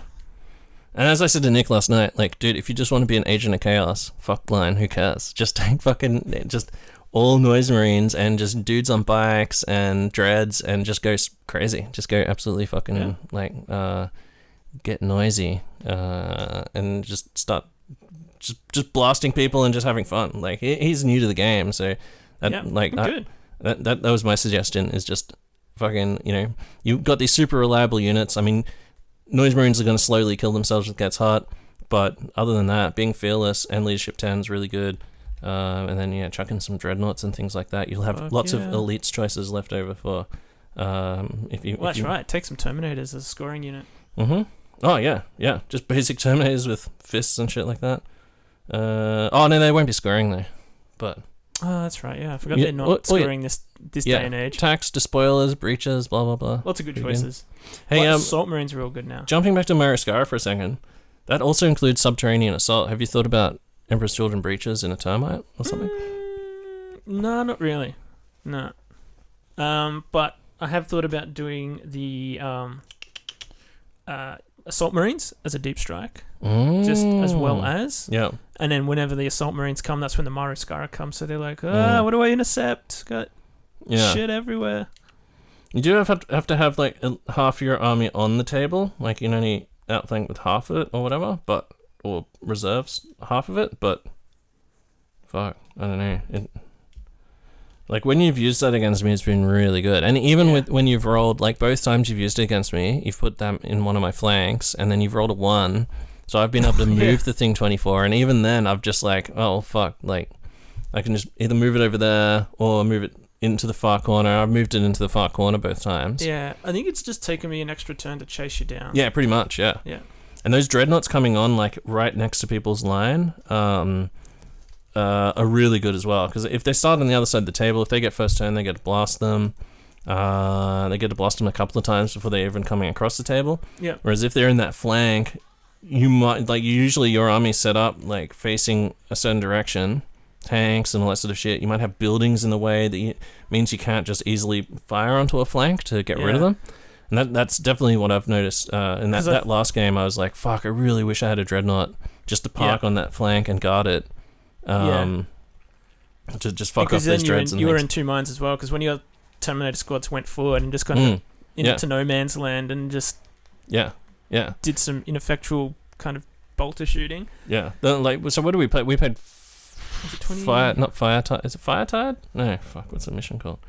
Something remember. of battle. Hold on, I'll go to the missions. Yeah.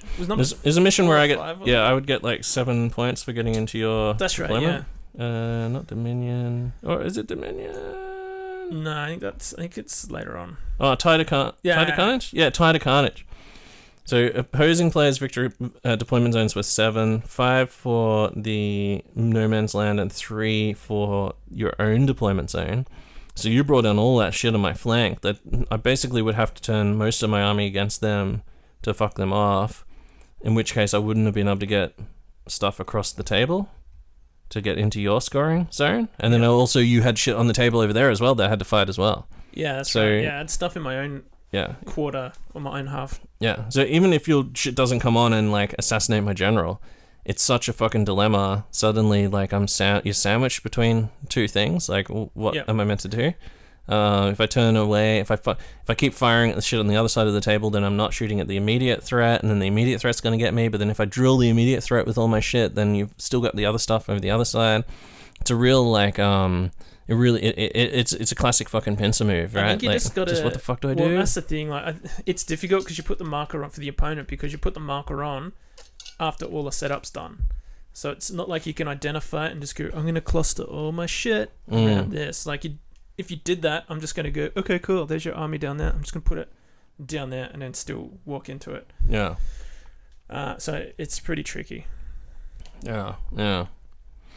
Mariskara. Oh, so brutal. And the fact that you can take troops as well now just means, I mean, you're limited by the amount of stuff I guess you can cram onto the table from outflank. Yeah. But, like, being able to just chuck, like, a big 20-man squad in someone's flank in their deployment zone, that if they don't get rid of them, they're at least going to be threatening the... Like, especially in... There's lots of times where there's objectives on the edge of the table, too. And you can just put your fucking little marker down, and then boom, I'm just going to move a 20-man squad there. They've got Sonic Shriekers, so they're neg 1 to hit in close combat if you do charge them. They're just like super durable because it's a huge big fucking blob. They're going to do reactions and stuff like that. Yeah. And that's just a basic 20-man squad. You know, there's tons of different shit so you could use. I want to get a Rhino and put a 10-man tack squad in the Rhino, just so it can like be super maneuverable and just start chasing and just break out of that area, so it makes another threat that people have to deal with. Yeah. And it also, vehicles clear the way. If they do stack it with infantry, they have to move out of the way of the vehicle, and then it moves. Yeah. And then all the rest of the shit can come on. Yeah. The fact I can put a multi-melter on a Rhino too. Yeah. Well, the fact that you... Like, a Talon is 3 fucking dreads, but it's a single elites choice. That's so fucking crazy. Yeah. Like, holy shit. So you could take 4 Talons of Dread, like 12 Dreads, and just like, here's my Mascara. Yeah, if you're playing a big enough game, yes, Yeah. 100% could. Two 10-man tack squads, 12 Contemptors outflanking. Boom. I guess you need a general of some kind. Well, and the other nasty thing you can do is have a Spartan, which is a dedicated transport for Phoenix Terminators, if you don't take them as a HQ retinue. Oh, yeah. So they can just blast on, and then that's going to be pretty painful. Yeah. There's nothing worse than a Spartan in your flank, as they say. Yeah. A lot of points, man. but... Yeah. Well, those 2 Rites of War, definitely fucking both of them really good. Emperor's Children got really good shit in this edition. Like, I remember the leaked shit. Like, they had some even crazier stuff that got sort of rolled back. Like that, the Mega Spear attack or something. Yeah, like, exactly. That's what I was thinking of. Like the that special skill that we were talking about, skill unmatched. Yeah, that used to be like incredible. I was just like, there's no way that's going to be a thing. You could choose for like all your dudes with spears to do AP1 or some shit, couldn't you? Double strength every one or something, stabs or some shit. I don't think it was double strength, but yeah, just make all the attacks AP1. Oh god, so crazy. Just mental. And then in terms of other Rites of War, are there other generic Rites of War that you can imagine using? I think like Pride of the Legion. Yeah. So you could take, because Pride of the Legion would allow you to take what am I saying? Charnable, not Charnable. Palatine. Allow you to take. They have Charnable sabers. Allow you to take Palatine blades as troops. Yeah. And also gain line on them. Oof. Which is pretty good for fucking artificer armor dudes. Yeah. There can be up to 10 models. It would also allow you to take the Phoenix Terminators as troops, or just any veterans and other guys as troops. The veteran squads are really good, like as well as Paladin Blades. Just veteran squads are really good, because they are weapon skill 5 as well. Stacking really them with all the Emperor's Children shit. Assault squads. +1 initiative and shred with chainswords. I love that chainswords have shred now. Yeah, Sonic Shriekers as well, just to keep your assault marines safer from return attacks. Like you can actually challenge like Terminator units, because like if you charge a Terminator unit, they've only got 2 attacks even with their power fists. If they're only suddenly hitting on 5s, yeah, it's a huge bonus. It's a huge advantage. It's so fucking crazy. So normal Terminator weapon skill 4 squad, if you charge it with Palatine Blades, your weapon skill 5, their weapon skill 4. Yep. So then now they're hitting you on 5s. 6s. Well, 5, but then you've got your Sonic Shriekers, which is then a -1 to hit, so it goes to 6s. Yep. Yeah, I mean, like, even a 10-man squad's going to have, 20 attacks, only hitting on 6s. They're going to get, 2 or 3 kills. Yeah. If you've got some way of, mitigating that damage somehow, I mean, there's nothing that's going to really stop. Like, the Sons of Horus ones are a bit difficult. That neg 1 strength on your attacks. Kind of cancels it out a bit. But most other things, it's just so... Yeah. Oh man, they're a fucking brutal matchup. You just need to blow them the fuck away with range shooting, I guess. Yep. We haven't really, in these Warmonger episodes, we haven't really talked about anti the Legion. We're talking about tactics. But fucking shooting them at range. Your tactic with the Culverins scared the shit out of me last week. I was just like, if I don't get rid of them, I'm fucked. Well, I roasted your rapier crews. Those Culverins just annihilated them. 40 shots. And then they were just about to... They switched fire onto something else. I think the Assault Squad. Yeah, what did I fire? I fired at some other just shit. So I just... You did blast them, though. You blasted the fuck out of them. Yeah, I had to put las cannons into them. I think the Spartan... the Spartan did, just blasted las cannons. Yep. The rapiers shot back just to try and kill. I was like, fuck, maybe I'll kill 3. I killed 2 or something. So they were the biggest thing, because they wanted that squad could probably just toast a squad a turn. Yeah. And I was like, ooh. I was just waiting for those dudes to get out of the Spartan, the heavy flaming team, so I could roast them. And they ended up getting out, failing a charge and just sort of floundering around until I did charge them. Yeah. They did literally nothing. But it was definitely that Mariskara outflank. So Michael's outflanking thing was a Talon, which was 2 Dreads, a Assault Squad, a Palatine Blade squad, which had his general and a chaplain in there, and a 10-man tack? 10-man tack. And a 10-man tack. So those are the 4 units coming on. And it was a nice mix of different shit, because you had that fire base of just like bolter dudes just shooting bolters everywhere, the assault squad that could just jump around, the Palatine blades that are capable of just slaughtering like most elite shit. And I think they actually charged my Terminators, right? And the assault, or was it the assault, or was it both of them? Both of them. Both of them, yeah. Fucked my Termies up. And then those 2 dreads as well, just to absorb fire. Your Maratak came down with 2 grav pistols. And that's right, and I failed to kill that dread. Yeah. Oh, what a motherfucker. Yeah, I rolled those 12 dice out. I rolled that like 10 times to see how many out of 10 times my Maratak with 2 grav pistols would kill a dread, and 9 out of 10 times I did it. And then as soon as like he got into an actual battle, just fucked it. Did 4 wounds instead of 6. Yeah, I think that was the only thing, like, and the thing was for this game, I rolled a 1 for outflank, so you put them all the way in the corner. Yeah, I put them in the corner again. So A, it was hard for me to like spread everything out, and B, like all your stuff was optimally positioned just to kill it. Yeah. I think in the end, the most useless thing in that game was the Palatine blades, because they just were running towards your Thalax, and you just kept just trying to chase after moving them. away. While it was the dreadnoughts and the assault squad that did all the heavy lifting, basically. Yeah. I think like the other thing that could power that up is what Paul used against me in this event yesterday in Sons of Horus. He had that I think it's the telepathic sorcerer guy, Psyker, and he's got 2 powers. One of them is you fire 6 shots, and for each one that hits, you have to take a leadership test, adding +1 for each shot that hit. And if you fail, it's a pinning check, and if you fail, then you're just fucking pinned.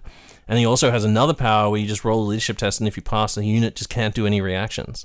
Ugh. So being able to do that with Mario Scara would be fucking sick. You can bring them on, pin a unit, and you can do both of those in one turn. Yep. Stop a unit from fucking doing reactions, and that just totally like, stops them overwatching, stops them fucking returning fire.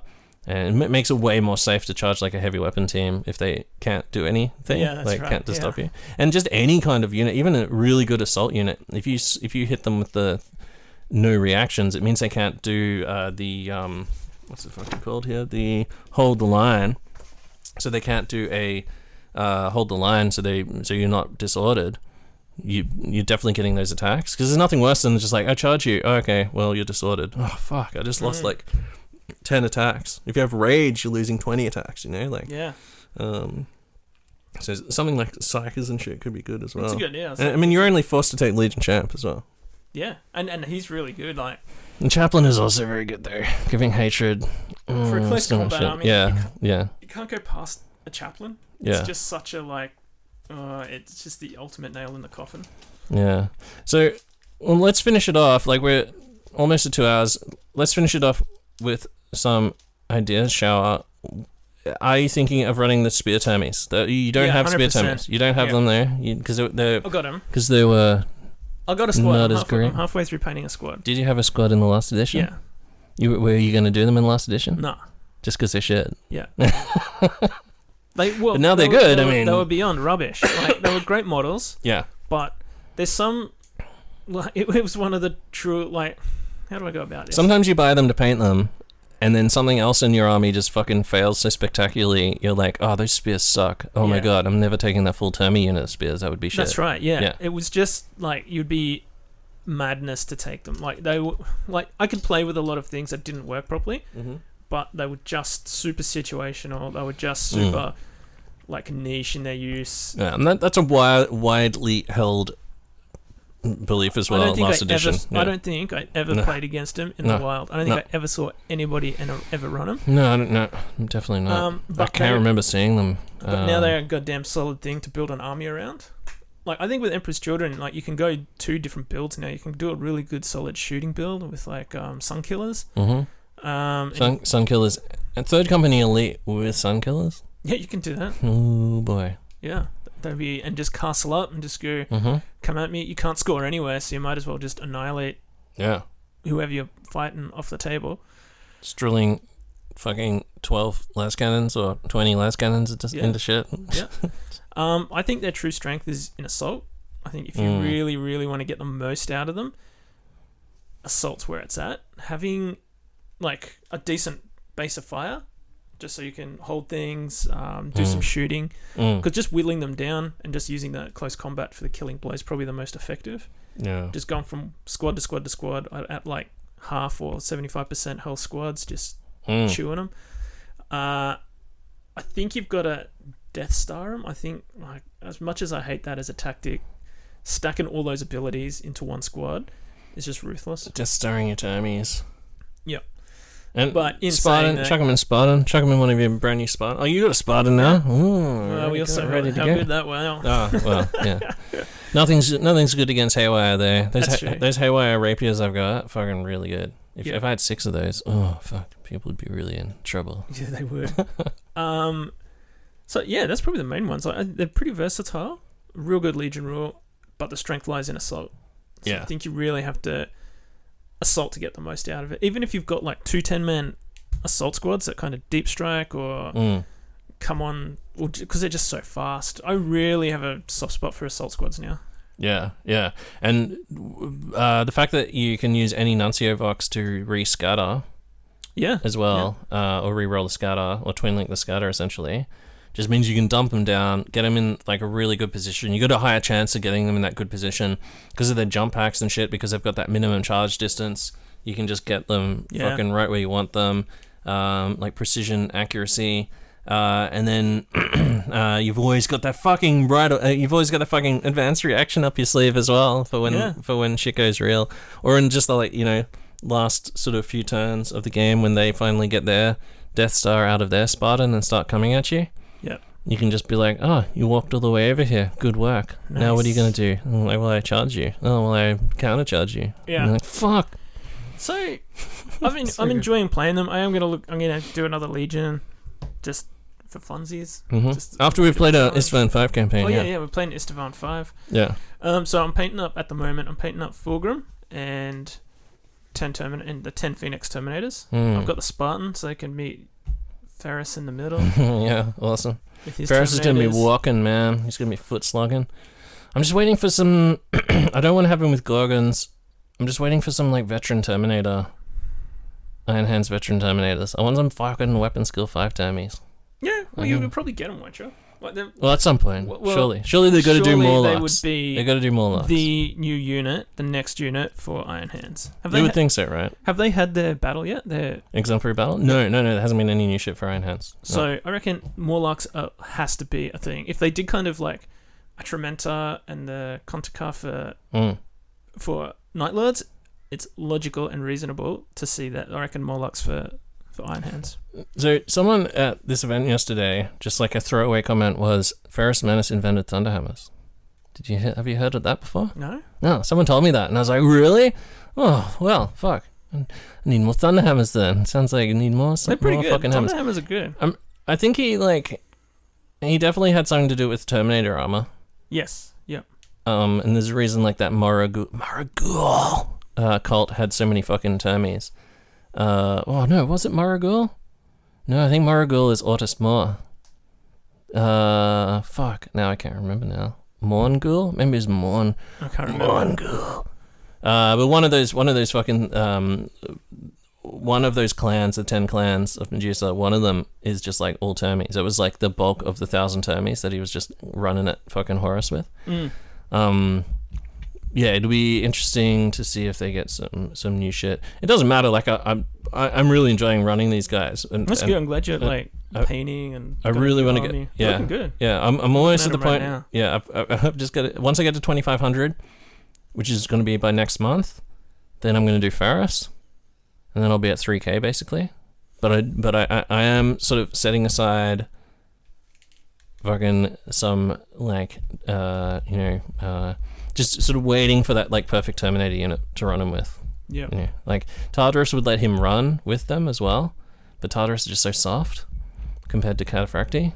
I don't know, but I guess like he's one of the hardest Primarchs, so maybe he makes up for it. Yeah, he definitely would. I don't know. But yeah, the reason we're talking about Iron Hands is because we're going to be playing this Istvan 5 campaign, Michael's Emperor's Children versus my Iron Hands. So I'm really just building them up, and then I'm using this monthly events that we're playing at the Bruce 30K to sort of like each month I paint up like a new thing and take out some of the Mechanicum stuff that I was using to bulk up got points. Some Seekers that'll be along for the journey soon. Yeah, Seekers with chain bays. Sweet, looking good. Yeah, can't wait to run some of this stuff. Eh? Like, especially, like, after running Mechanicum for the last, like, 10 years of the Heresy, like, now I've started putting thought into Marines. I'm just like, oh my god, there's so many options. Oh my god. So yeah, I can't wait to play East Fan 5, man. It's gonna be fucking sick. Something we've wanted to do since the start. Exactly, yeah. It's just, yeah, I didn't really have, like, I had Mechanicum. My Mechanicum thematically are from Istvan 5, and they escaped Istvan 5. But yeah, there's nothing better than, like, actually recreating that, like, you know, the fucking insane conflict between the Emperor's Children and the Iron Hands. Previously, they were BFFs, and then it just turned into, like, some fucking brutal fucking massacre. Murdered in a day, 1,000 Terminators. Yeah. I know we're best friends, however, I also have more secret best friends, and they're going to come and shoot you in the back. This is going to be rambunctious. Yeah. Awesome. All right, any last thoughts on Emperor's Children? No, they're a good Legion. They're fun to play, versatile. There's a lot of different builds, fun to paint, a lot of good modelling opportunities. What's not to like, except how OP they are? Yeah, and now, one last question. In terms of, let's just out of the traders, do you think anything hits harder than these guys? I don't know. They hit before, which in some way, they might not hit as hard as some other legions, but the fact that they hit before them, sort of like really, not only that they hit before them, but the fact that you're hitting before them, and then also reducing the number of attacks coming in, and then you've also got your fucking Sonic Shriekers, which reduces even further the number of hits coming in. They seem like a really just like not glass cannon, because they're not glass cannon, because they're the same defensive stats as Marines. Yeah, so they can be. I think some of the word bearer stuff in close combat, maybe like Gal Vorbak. I think do I say word bearers? Yeah, word bearers. The Night Lords are pretty good. I don't know. I haven't played against either of those legions yet with Emperor's Children, but I'll be keen to see how they go. Yeah. Against Sons of Horus, that -1 to wound almost. -1 strength. Yeah. Yeah. So Sons of Horus really like drag you into deep water. Like they're so survivable. They drag you into that deep water and just grind you out. And then the more stuff that they throw into the combat, or the more stuff you throw into the combat, they just keep getting that -1 strength bonus forever. Yeah, it's not like it goes away as long as you keep getting charged. So if your unit's in combat, there's just no way really to save them, because if you do, you're making it harder for yourself. That's right. So it's just like, holy shit, what are we doing here? But yeah, Emperor's Children, hitting hard, hitting fast. And then just being as durable as everything else as well. Thing, I think you nailed it. Really they don't just hit hard, they hit fast. With those Phoenix weapons, Sonic Shriekers, they're going first, but they've got a lot of shit to back that up. If they didn't have any of, like, Phoenix Spears didn't work the way they did, Sonic Shriekers, it would be a much more level playing field. And reducing, and then that just huge reduction of attacks. Just fuck. Yeah. Crazy. All right, awesome. Thanks, Michael. Thanks for joining me for Warmonger. It's been good. It's been like just like a normal episode of the normal Eye of Horus. Basically, yeah. Talk about these lads. And quick update for people at home. The second part 2 of the 200 is coming out probably 4 or 5 days. And part 2 is equally as long, if not longer, than the first part. So prepare for that. We've got a whole bunch of good conversations coming up. The 100 will continue. Tons of good content there to celebrate our 200th episode. Warmonger's going to keep going. I think the next one we're jumping back to Salamanders. For the next one. So if you're a Sally player, stay tuned for that. And who are you having? I don't think I've got anyone lined up. Got Naz? Get Naz. Yeah, I'll see what Naz is doing, actually. I've got people lined up for Iron Warriors, Night Lords, Ultras, and Thousand Sons. All people, all good dudes that people know from the community. People like Adam, who runs Preferred Enemy, coming on. Well, one of the most famous Thousand Sons painting dudes. Got powerful John Askram coming on to do Iron Warriors with me and Liam. Jeff Chimamalai to do Night Lord so far, and I've got Paul EC, who's keen to help with Ultras. But yeah, if you're a Sally's player out there and you've got some field data, field experience, hit me up. Hit me up on on Facebook chat, or send through an email, IIIrd@gmail.com. We record on Sunday nights, so it's usually around middle of the day in the UK, or what time is it? Early. I don't even know. In the US. Yeah, it's just crazy trying to organize UK, US, and Australia. Like, it's just total insanity. Yeah. One or the other. But yeah, we record Sunday nights. And if you want to jump on and help me go through these legions, that'd be awesome. So I've got lots of feedback from people who are enjoying it. So thanks, guys. We'll see you in the next episode. Fully Painted is for closers.